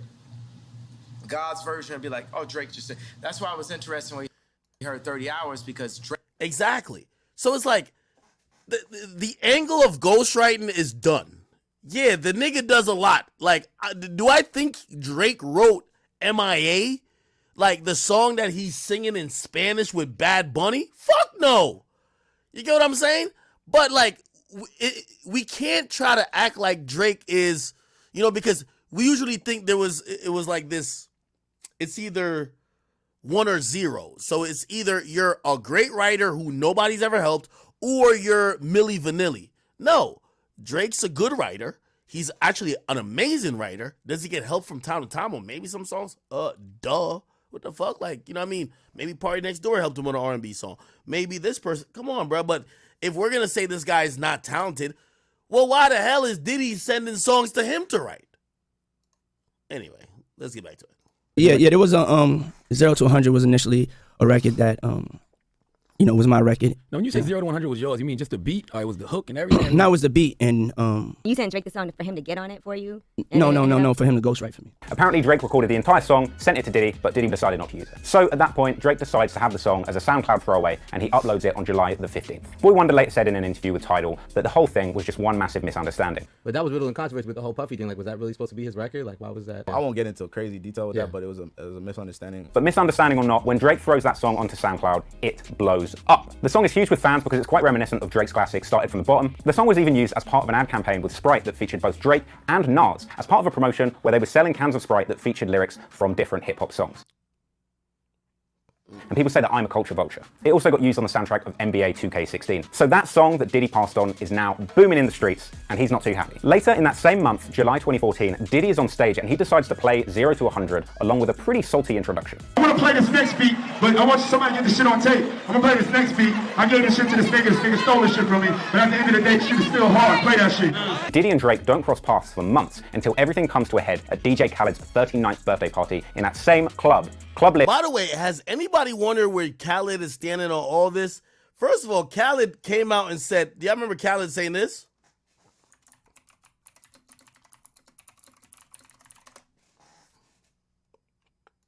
Victor, my friend Victor, this ain't wow. And it has all the diamonds in the middle. And usually stuff like this, Drake would get this without the diamonds. All right, here we go. And I like what Drake likes. You know what I'm saying? Winners work with winners. Right. Greatness. Y'all be talking about dick riding. Ain't no more bigger dick riding statement than this. I like what Drake likes. Khaled, Drake don't like Ross, and he don't like all your other friends. Are you going team Drake or team them? You got to pick a side, Khaled. Khaled, you're not going to get a verse for your next album if you're going to use Drake and them niggas. You got to pick either Drake or them. Where do you stand, Khaled? By the way, have y'all noticed ever since this whole civil war started, mad niggas is gone distant? Niggas act like they don't even have... Savage is my homie. 21 Savage, where are you at?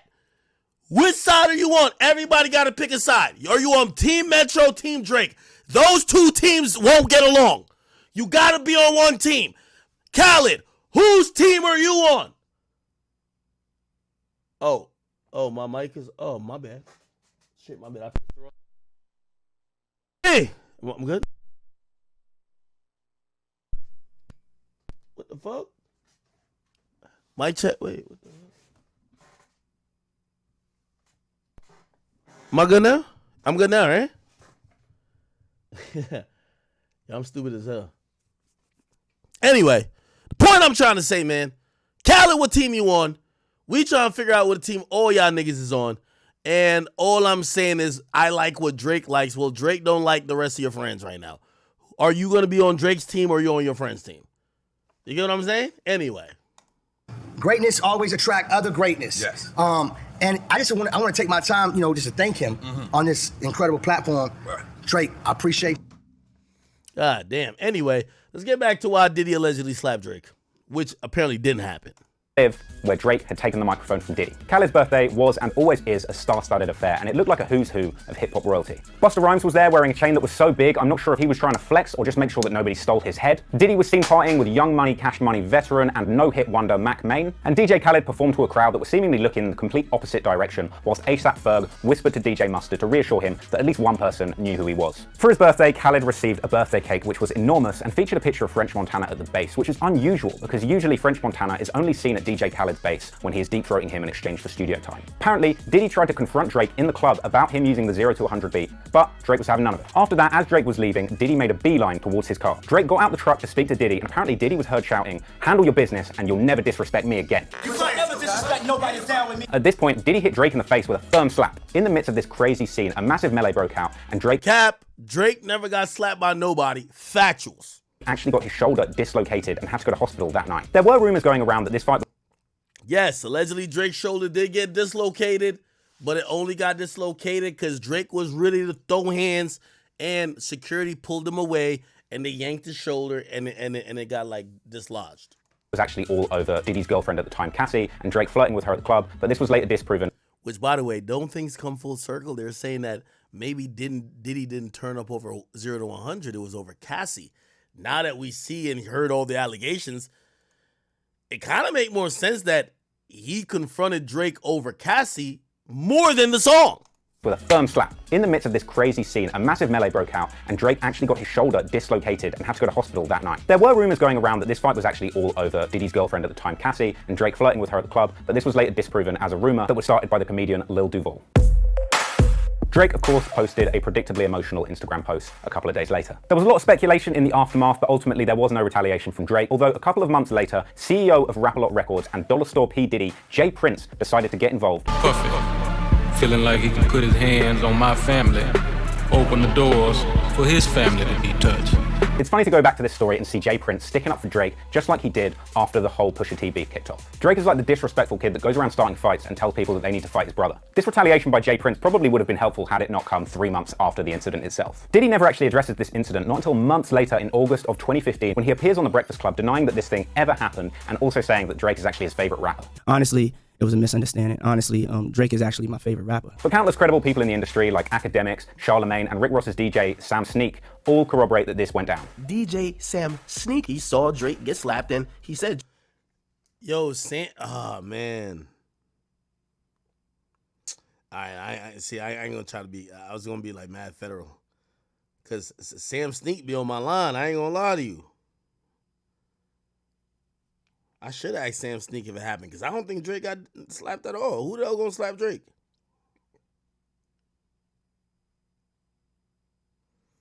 Damn, why Rick Ross sent me the story? Rick Ross just sent me a story.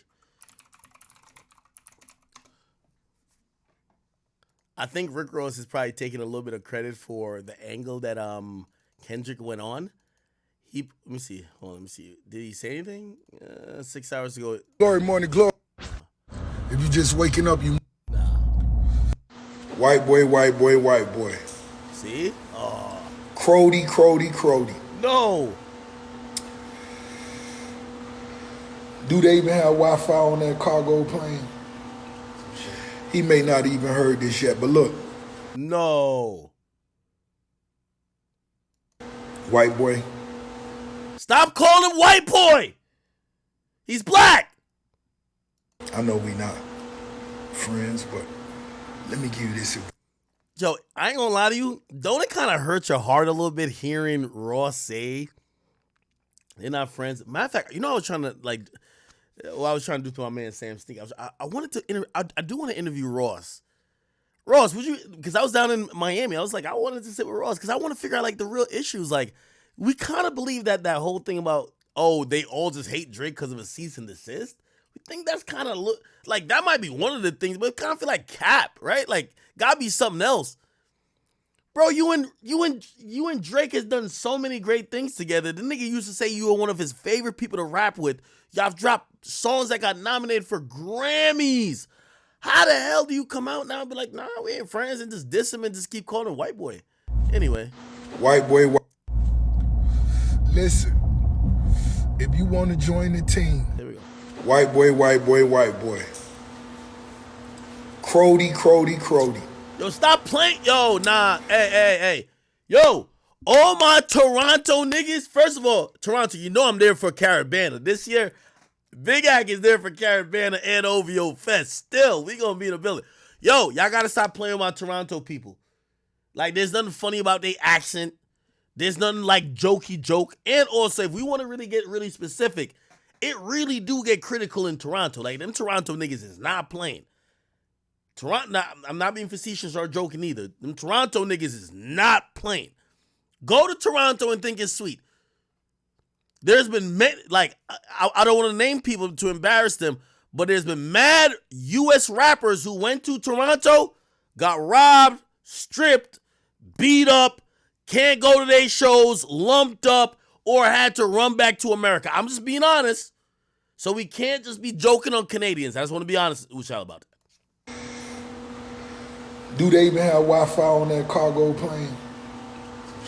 Why the hell Rick Ross keep acting like Drake got some, like he got some prehistoric plane, like some Flintstone shit. Bro, he got the cargo jet, nigga. They got Skylink. Like, what's Ross talking about? I'm about to look it up. How old is Drake's plane? Because he keeps saying, yo, that plane was meant for luggage, not for humans. Like, what the hell? Drake plane tail number.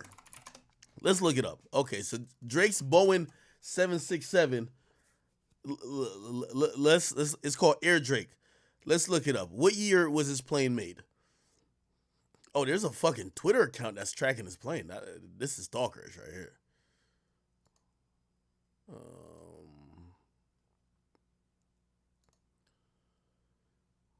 What the fuck? Shit won't load.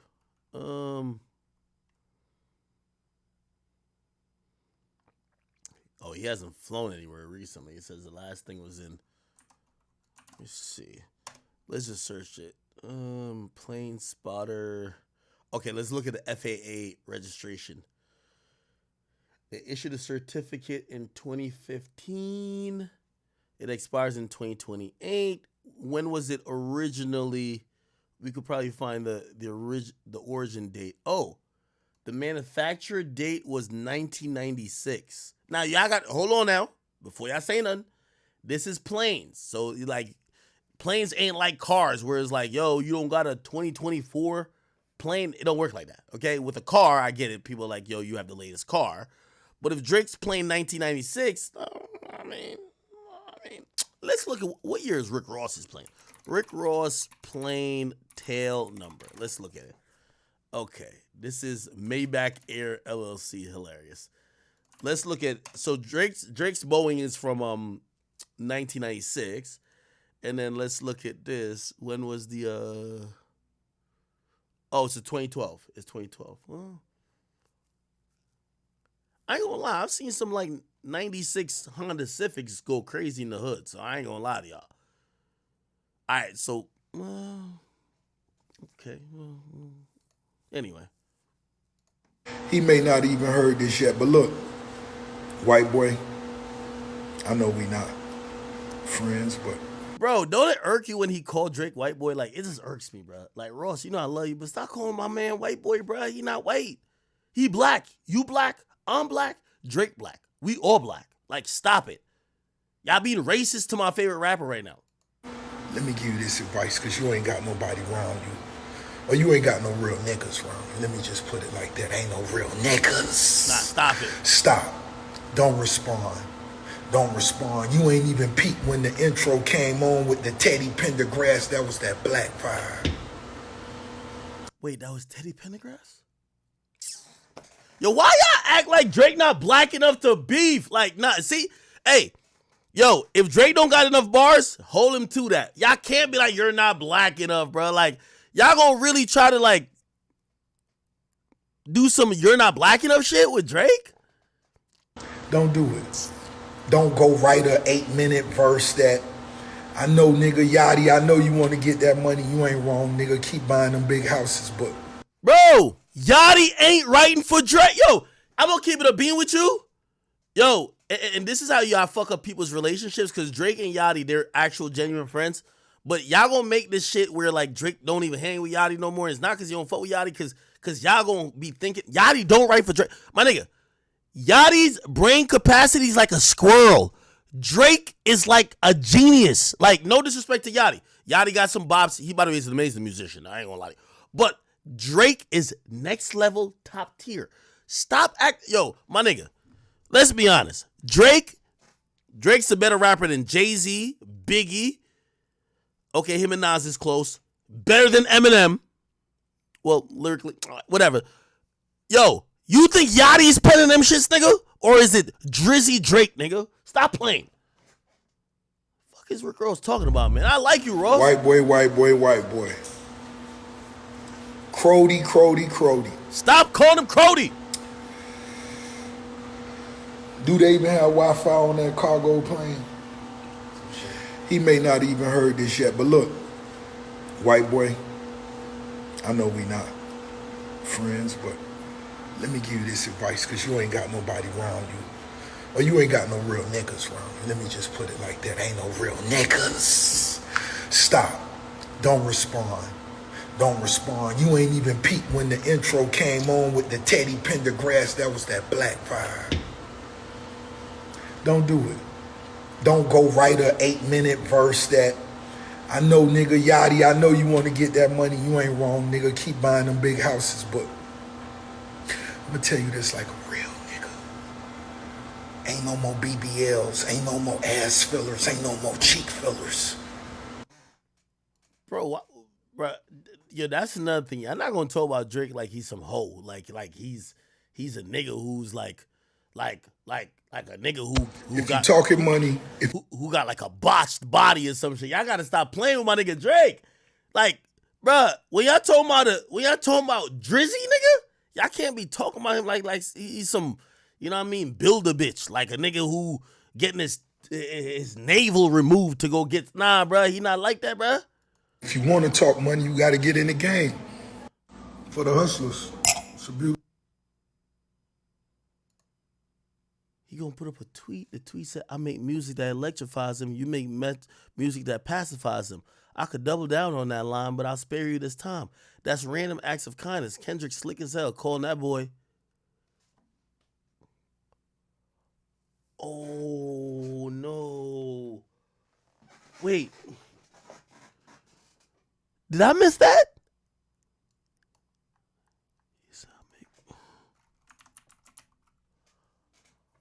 Oh, that pacifies him.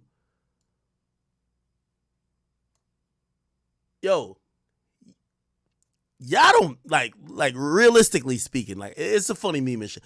But y'all do know Drake isn't like a fucking pedophile, right? Like y'all do know this, right? Oh, but I see what Kendrick tried to do. Oh, you know what I realized about this song? This whole song was yo, let me just throw this into the air. But remember, I could paint you as a really disgusting creep pedophile. From the name of the song, Euphoria, to now saying how I make music that electrify him. I should have knew that, because electrify him, I was like, okay, cool. To electrify him, you make music that pacify him.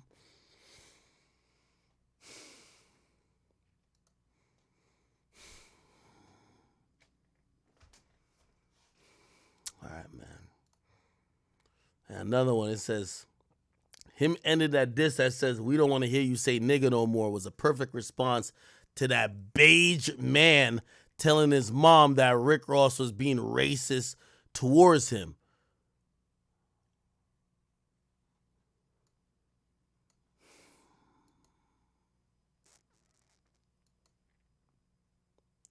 Drake ordered a cease and desist for Like That remix? No, he didn't. No, he didn't.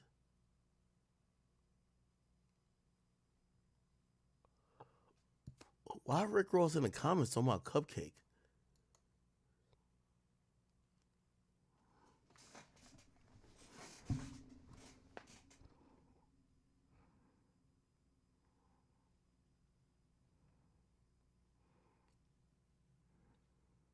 Hold on, we're gonna have to figure out what the fuck going on, man.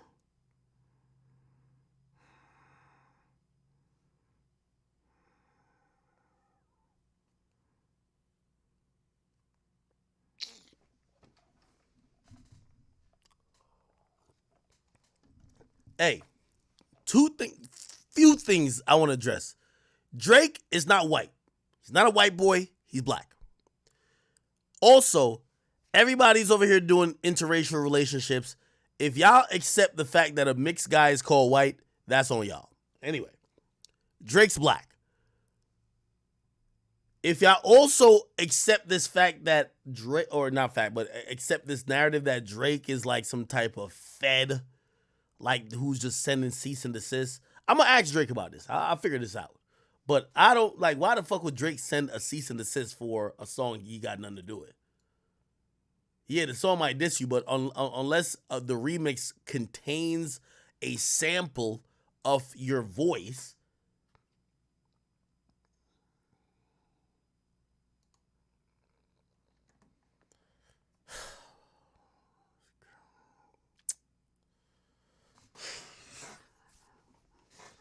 it's getting stressful, y'all. Hey, by the way, before I get... No, let me just finish this. I'm getting perturbed, chat. Okay, let's go. Okay, so he's like, so like Drake with the melodies. I don't like Drake when he act tough. You gonna make a nigga bring back Puff. Let me see if Chubbs really crashed something. Yeah, my first one, like my last one, it's a classic. You don't have one. Okay, now we got to talk about that. He says his first one is like his last one. He's talking about, I would imagine, Good Kid, Mad City, if he's talking about albums. And he's like, his first one, Good Kid, Mad City album, compared to his last one, which is Mr. Morale and the Big Steppers, he's saying it's a classic and you don't have one.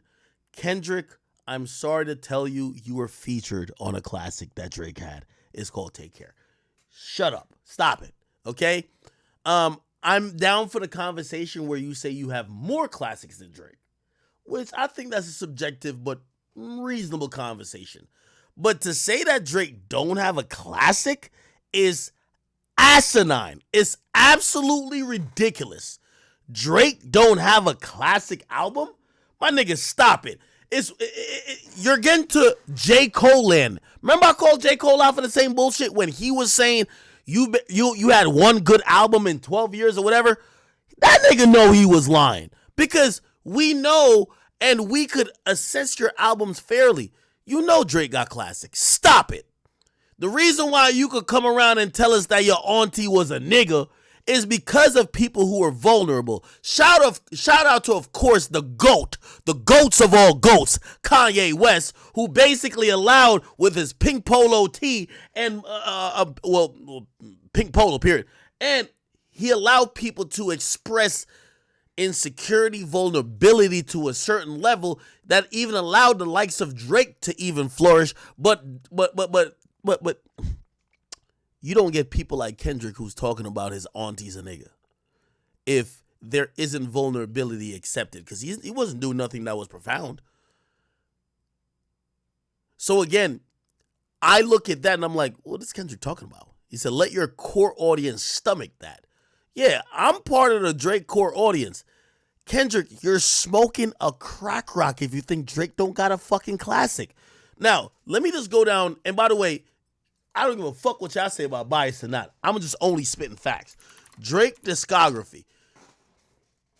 Drake got at least... okay. Thank Me Later, not a classic. Take Care, classic. Nothing Was the Same, classic. Views, not a classic. Scorpion, classic. Certified Lover Boy, remains to be seen. Honestly, never mind. No. For All the Dogs, no. Okay? But already, I'm certifying that just off of these studio albums, Take Care, classic. Nothing Was the Same, classic. Scorpion, classic. 100,000%. Then I go to the mixtapes, because now we're going to go into If You're Reading This Is Too Late. If You're Reading This Too Late, which actually comes on a mixtape, where is it at? Classic. That's 4.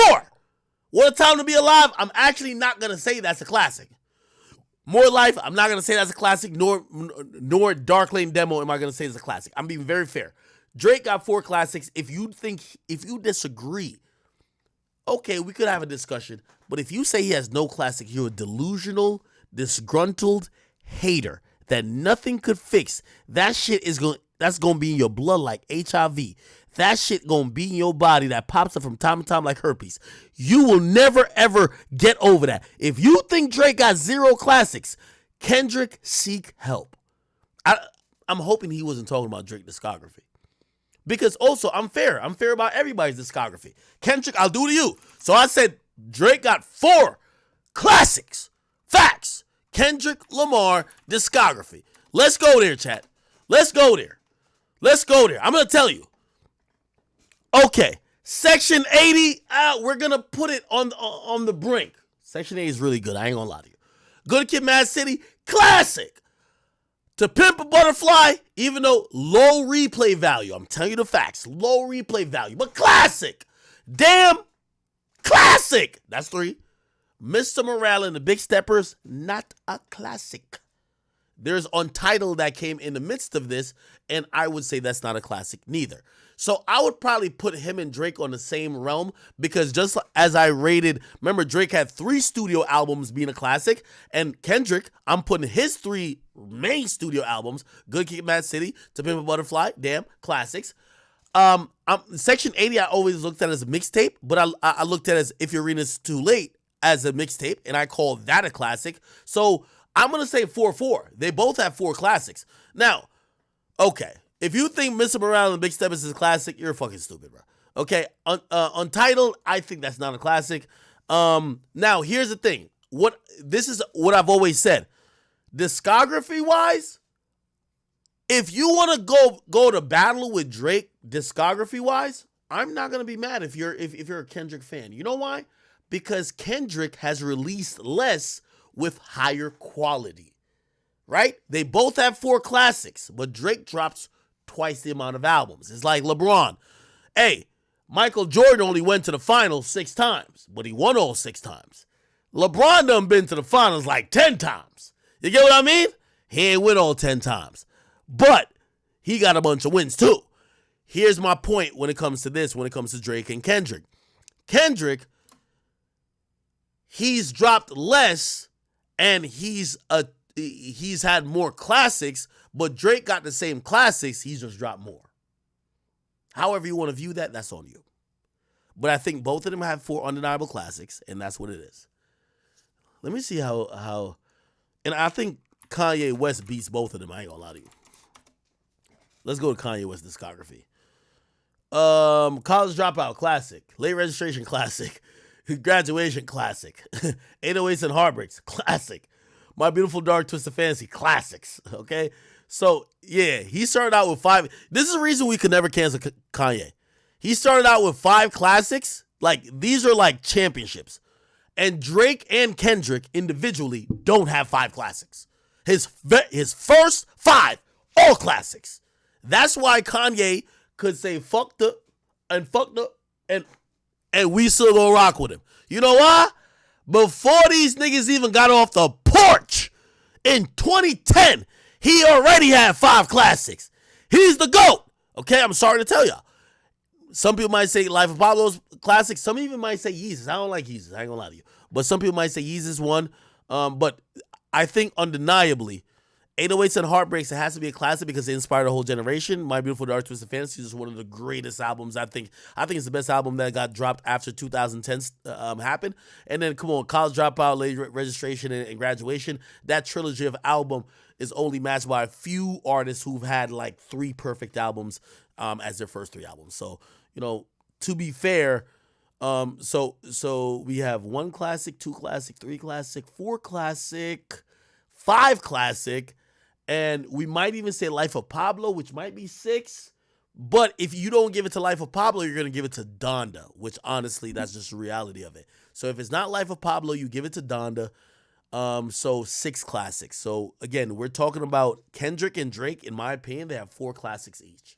4 classics each. And we're talking about albums / EPs, not EPs, mixtapes for them. When it comes to Kanye, he has Actually, let me trump it up.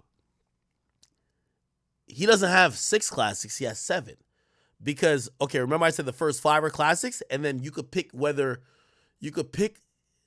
Let me see. So 1, 2, 3, 4, 5. The first 5 are classics. Then the 6th, you could pick Yeezus, Life of Pablo, or Donda, right? Which is 3 you could pick. Let's say you pick one out of those. That's 6 classics. And then Watch the Throne's a classic too. So it's like the nigga literally has at least 7 classics. This is the reason why Kanye West will never be canceled ever in history. I'm sorry. I'm sorry. You can't name another artist that got 7 classics. I'm sorry. We can go to Jay-Z's discography. He doesn't have 7 classics. Jay-Z discography. Name an artist who got 7 classics. This is why Kanye is the greatest hip-hop artist that ever lived. I ain't gonna lie to you. And trust me, it pained me to admit he's greater than Pac, but of course he lived longer than Pac, and you know he's just more prolific than Pac in terms of music, right? Let's see how many classics Jay got. A Reasonable Doubt, yeah, in my lifetime. I think I'm gonna go with Volume 2. So I'll do classic for Reasonable Doubt, classic for Volume 2. Dynasty, I think I'll go classic for Reasonable Doubt. I ain't gonna lie to you. Blueprint classic. Actually, I don't know if I'm going classic for Dynasty. Blueprint, Volume 2, Reasonable Doubt. Those 3 are classics. Black Album, 4 classics. Right? Ooh, American Gangsta, 5 classics. Yes, American Gangsta's a classic. Yeah. Okay, cool. So that's it then. But he has Watch the Throne. So he has 6 as well. Yeah, Watch the Throne with Kanye. Yeah. So Jay got 6 classics, if you ask me. Now, I know some of y'all gonna be like, well, what about What a Time to Be Alive? Like, why don't you count that for Drake? Are we in the opinion and thought that What a Time to Be Alive is a undeniable classic? If we are, Drake has 5 and then Kendrick has 4. But I'm giving Kendrick and Drake 4. I'm giving Kanye at least 6. Really, it's probably 7 or 8. And I'm giving Jay-Z 6. We're talking about classics. Classics.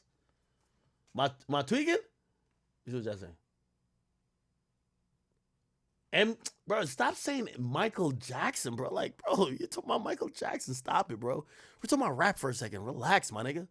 Jesus. Anyway, back to this song. We still didn't even get through reading all these lyrics. All right, cool.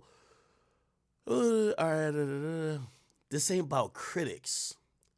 Well, I think that Kendrick was dissing me right here. He said, this ain't about critics. Like, what you mean this ain't about critics, Kendrick? What top 5 you smoking on, nigga? Not about gimmicks, not about who the greatest, always been love and hate. And let me tell you this, I'm the biggest hater. I hate the way you walk, the way you talk, the way you dress. Hate the way you sneak this. If I ever catch flight, it's going to be direct. We hate bitches that you fuck because they confuse themselves with real women. And notice I said we, ain't just me. I'm what the culture feeling. How many more fairy tale stories about your life till we had enough? How many more black features till you feel like you black enough? I like Drake with the melodies. I don't like Drake when he act tough. You gonna make a nigga bring back Puff. Let me see if Chubbs really crashed something. Yeah, my first one like my last one. It's a classic. You don't have one. So I call cap on that. Let your core audience stomach that. Didn't tell him where you get your abs from. From the gym. What the fuck? What is Kendrick talking about?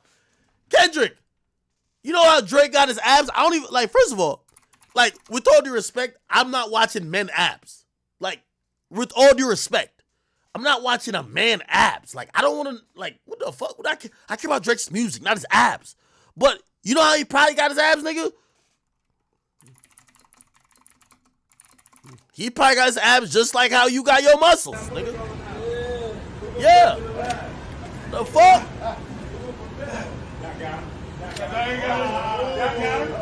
Yeah, that's how you got your forearms. Like, it's cool. It's all right.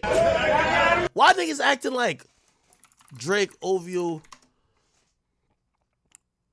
Look. Like Drake wasn't really getting it in. Hey. Okay, I don't know what this is. Drake. Come on, man.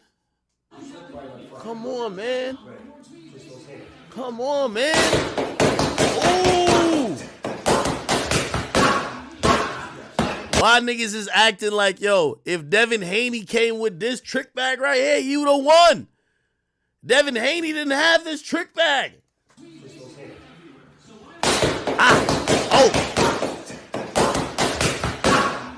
Oh.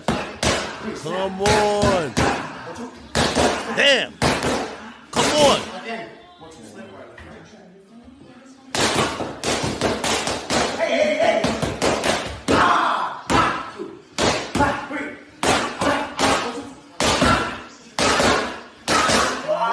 Man.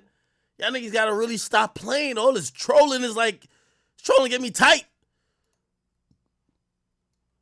Drake posted a picture like this? Yeah, I don't be looking at niggas like that. Is this an abs Tomo? Nigga, he did crunches. What the fuck? What's the problem? Who gives a fuck? Nigga did crunches.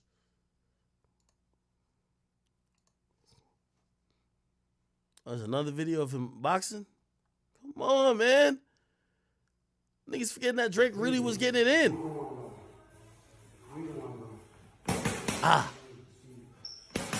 Woo!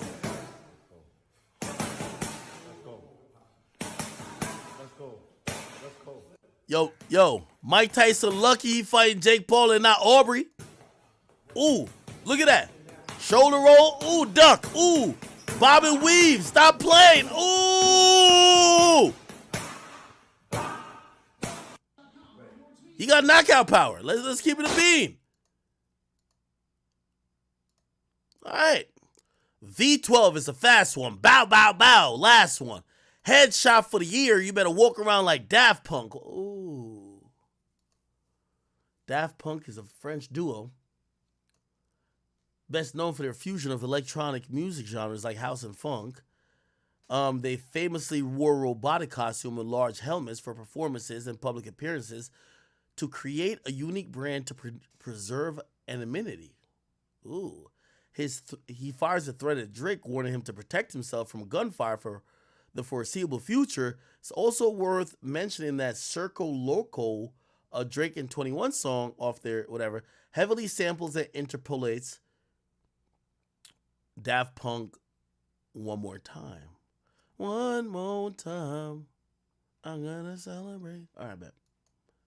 Remember, and then now we get to the Top Dog stuff. This is a beat change. I remember this. This is the beat change. He says, hey, Top Dog, who the fuck they think they playing with? Extortion, my middle name. As soon as you jump off that plane, bitch. I thought that was an interesting one. He said, extortion's my middle name as soon as you jump off that plane. Now, I thought that was a triple entendre for many different reasons, but one of the annotations that I would have, extortion's my middle name as soon as you jump off that plane. It was basically almost saying that, yo, Drake, remember the plane that Ross keeps saying, yo, that plane you have is literally, you know what I mean, it's owned, like you got gifted it. Maybe Drake is actually being extorted by having the plane. Yo, my nigga, I gave you something worth $200 million. Yeah, nigga, you gotta do me some favors. You're flying with my plane, you get to rap it with Drake and Air Drake. You now got, you know, so maybe he's saying that extortion in terms of Drake having a plane that he didn't pay for, maybe he's getting extorted for it. Or you could read it in a sense of he's saying, extortion's my middle name as soon as you jump off that plane, meaning as soon as you touch in LA, which is historically what people have said a lot of times, yo, once you get to LA, you got to check in with somebody. You got to tap in with somebody. And some people view that as extortion. So maybe they're saying that, yo, as soon as you get off that plane, Drake, you got to, you know, say I'm allergic to the lame shit. Only you like being famous. That's actually a really line. It's a line that I think you didn't delve into yet, but this is why I think this whole song is a bait at Drake. He's basically saying that Drake has conformed, contorted, and shifted himself because he's obsessed with the idea of popularity and being the popular guy in music. And he's saying he's not really in love with it, right? While Drake is. I think he could go down a whole different rabbit hole with that, right? I mean, it could be like, yo, look, you've gotten abs because of it. You've done this because of it. You've contorted yourself and your image and your morals because of it. Well, he didn't do that yet, but that was like almost he was spelling out the lanes he could go. Then he says, Yachty can't give you no swag neither. I don't give a fuck about who you hang with. I hate the way you walk. And again, this is a callback to what he said before. But he said, Yachty can't give you no swag neither. Is Drake dressing like Yachty? By the way, where's Yachty been at this whole time? I don't even see Yachty posting Drake's diss song or nothing. It's like that nigga worked with that nigga on For All the Dogs and just dipped. Like he's like, I'm good. I'm out of here. Or Her Loss or whatever album was. Where's Yachty been at? Oh, he's been promoting his own shit. Does Drake dress like Yachty now? Does he?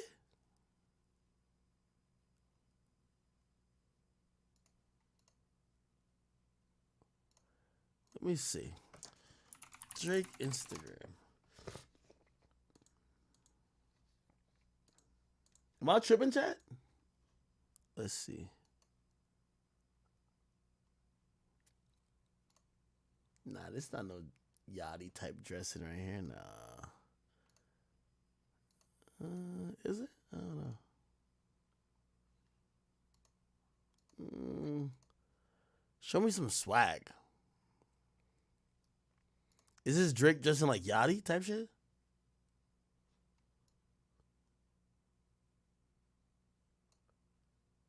You said Drake absorbed Yachty? No, he didn't.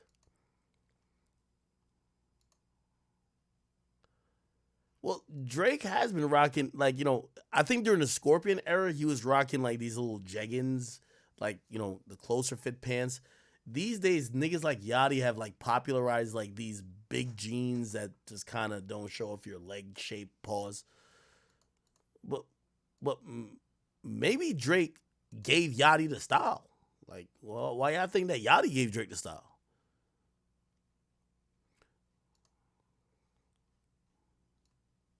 Yeah, the big pants are back. Okay.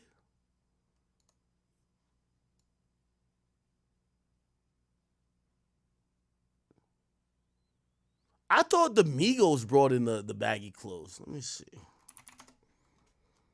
Is there anybody who pointed this out? Drake, Lil Yachty style clothing. Let me look.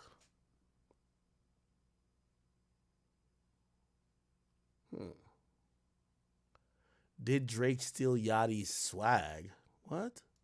Like, Yachty's that nigga, bro. I'm not even gonna lie. Yeah, and he fucking changed Drake's whole swag. Yes, I'm happy you brought it up. To that. No, he didn't. AB said it here first. Drake's new swag is Yachty's old / current swag. Drake's whole just went baggy out of nowhere, and he's just baggy wearing boots. Yeah, baggy boots or yeah, like a thicker Nike shoe.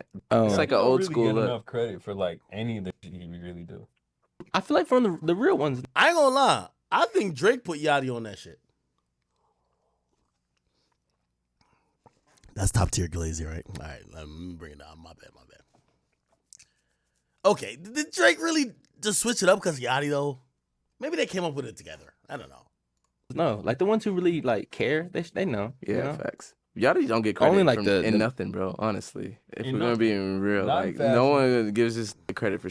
Definitely not in fashion. He's like, been not doing at this all in shit. fashion. But how much credit do you want? Like Yachty's that nigga, bro. I'm not even gonna lie. Yeah, and he fucking changed Drake's whole swag. Yes, I'm happy you brought it up. To that. AB said it here first. Drake's new swag is Yachty's old / current swag. Wait, y'all said Drake admitted it? No, he didn't. You're lying. Said Drake shopping with Yachty in Soho.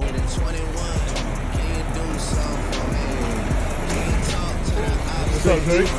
Say, please. I ain't gonna lie, the last time I interviewed Yachty, that nigga came with some pants. I was like, them shits is baggy as a motherfucker. The whole time I'm looking at Yachty, I was like, nigga, I don't know if you got like some type of sore on your leg, but nobody's wearing that shit. Come to find out, everybody's wearing it. So Yachty's a little trendsetter. I ain't gonna lie to you. I'm like, damn, I thought everybody's wearing still skinny jeans. Nigga just stopped it. Euphoria's on Apple Music, is it? Oh man, I probably can't play it again then. Remember I was playing it before? Let me see. Is it? Okay, yeah. Once it's copywritten here, I can't play it no more. But okay, it's not yet. So, but you're saying it's on Apple Music? Okay, all right. Drake not dressing like Yachty.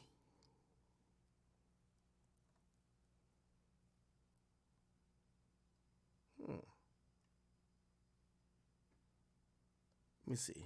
Those are some nice cakes. Are those Georgetowns? Yeah. Yes, sir. Fuck. Yes, sir. He has money. Okay. Those are nice. Really? How much are those shoes? They're not. I mean, they're not crazy. It's just hard to find in the sizes. Oh shit. Yeah. Those are nice. Yeah. You into fashion? You seem I'm into everything. like that's heavily. worth something. You're into what? Everything worth something. Those are some nice cakes. Are those Georgetowns? Yeah. Yes, sir. Fuck. Yes, sir. He has money.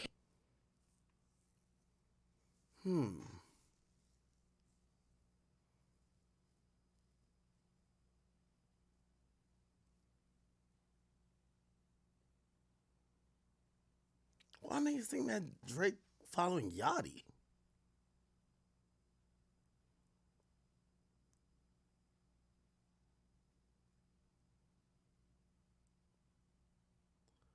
So this is Yachty's outfits in Poland.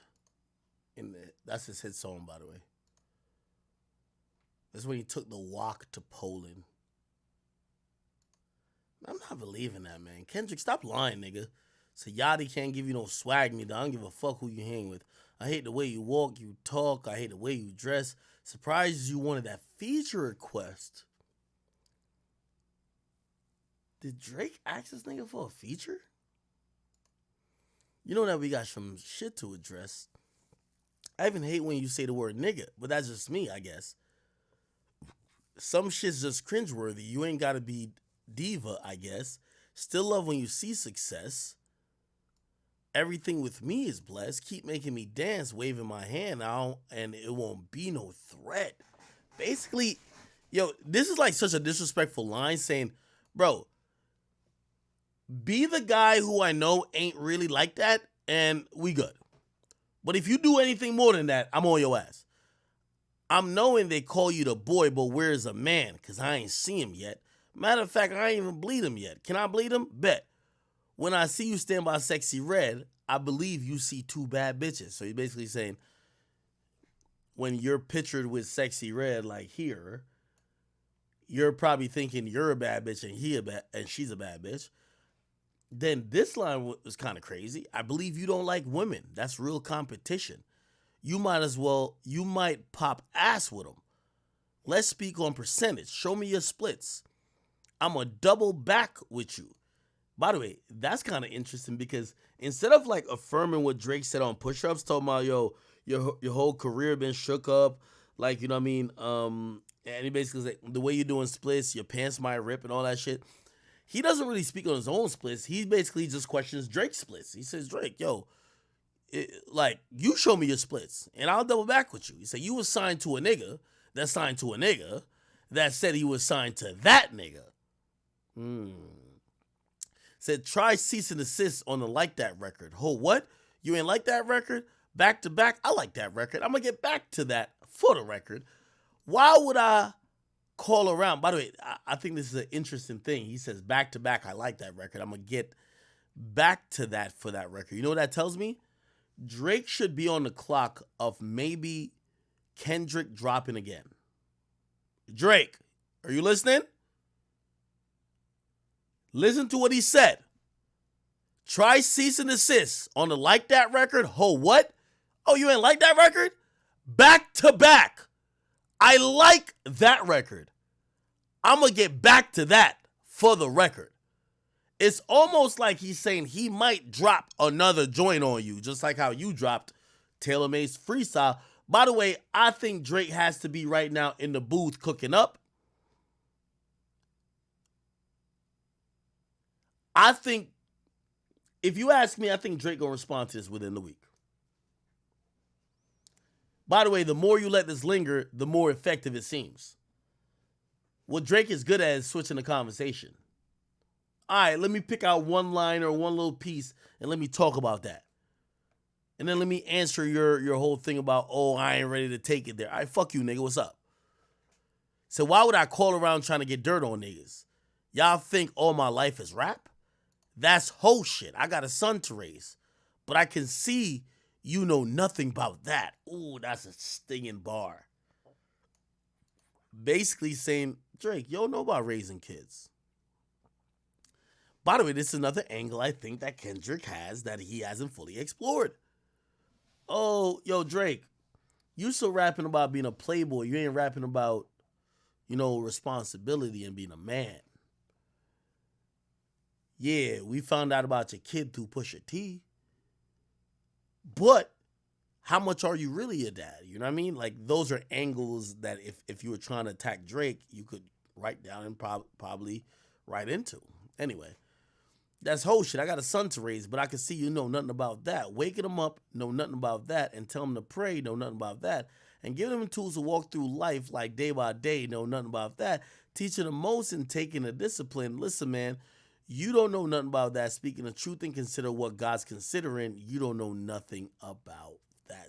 This is also lines that is kind of telling. He's talking about Drake not being in tune with reality. He said, I got a son to raise, but I know you don't know nothing about that.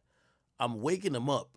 You don't know nothing about that. Basically alluding to, your kid is not in your household, my nigga. Right?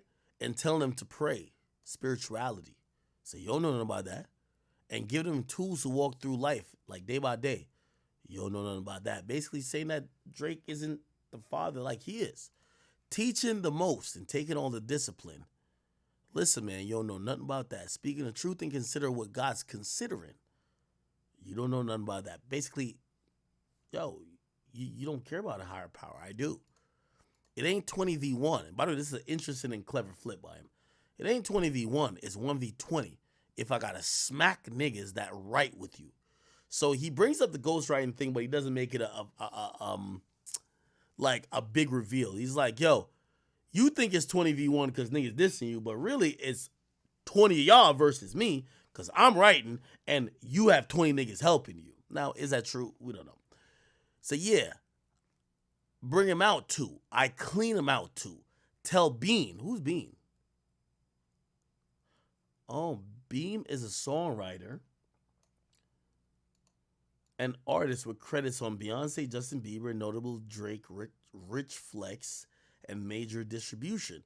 Kendrick is calling out the fact that Drake still uses ghostwriting to help write his raps, a persistent talking point from any rapper dissing Drake since Meek Mill called him out in 2016.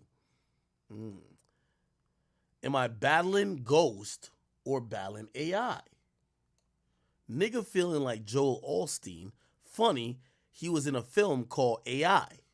And my sixth sense is telling me to off him. I'm a blick niggas, all in they coffin. Yeah, OVO niggas, dick riders. Tell them to run to America to imitate heritage. They can't imitate this violence. What I learned, these niggas don't like the West Coast, and I'm fine with it. I push the line with it. Pick a nigga off one at a time with it. We can be on a 3-hour time difference. Don't speak on my family, Crody. It could get deep in the family, Crody.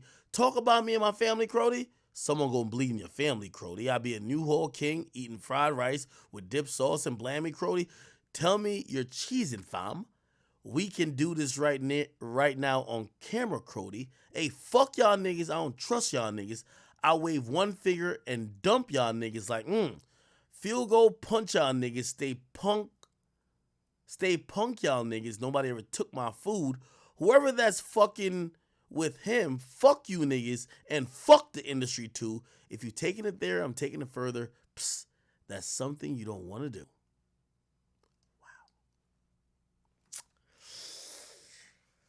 Wow. Oh boy. Potent. Let's see if we can run this back one more time. Where my hat food, need you your girl to give me knowledge like it's high school. Cause you know she feel our presence all on YouTube. All my dogs be leaving footprints like it's Blue's Clues.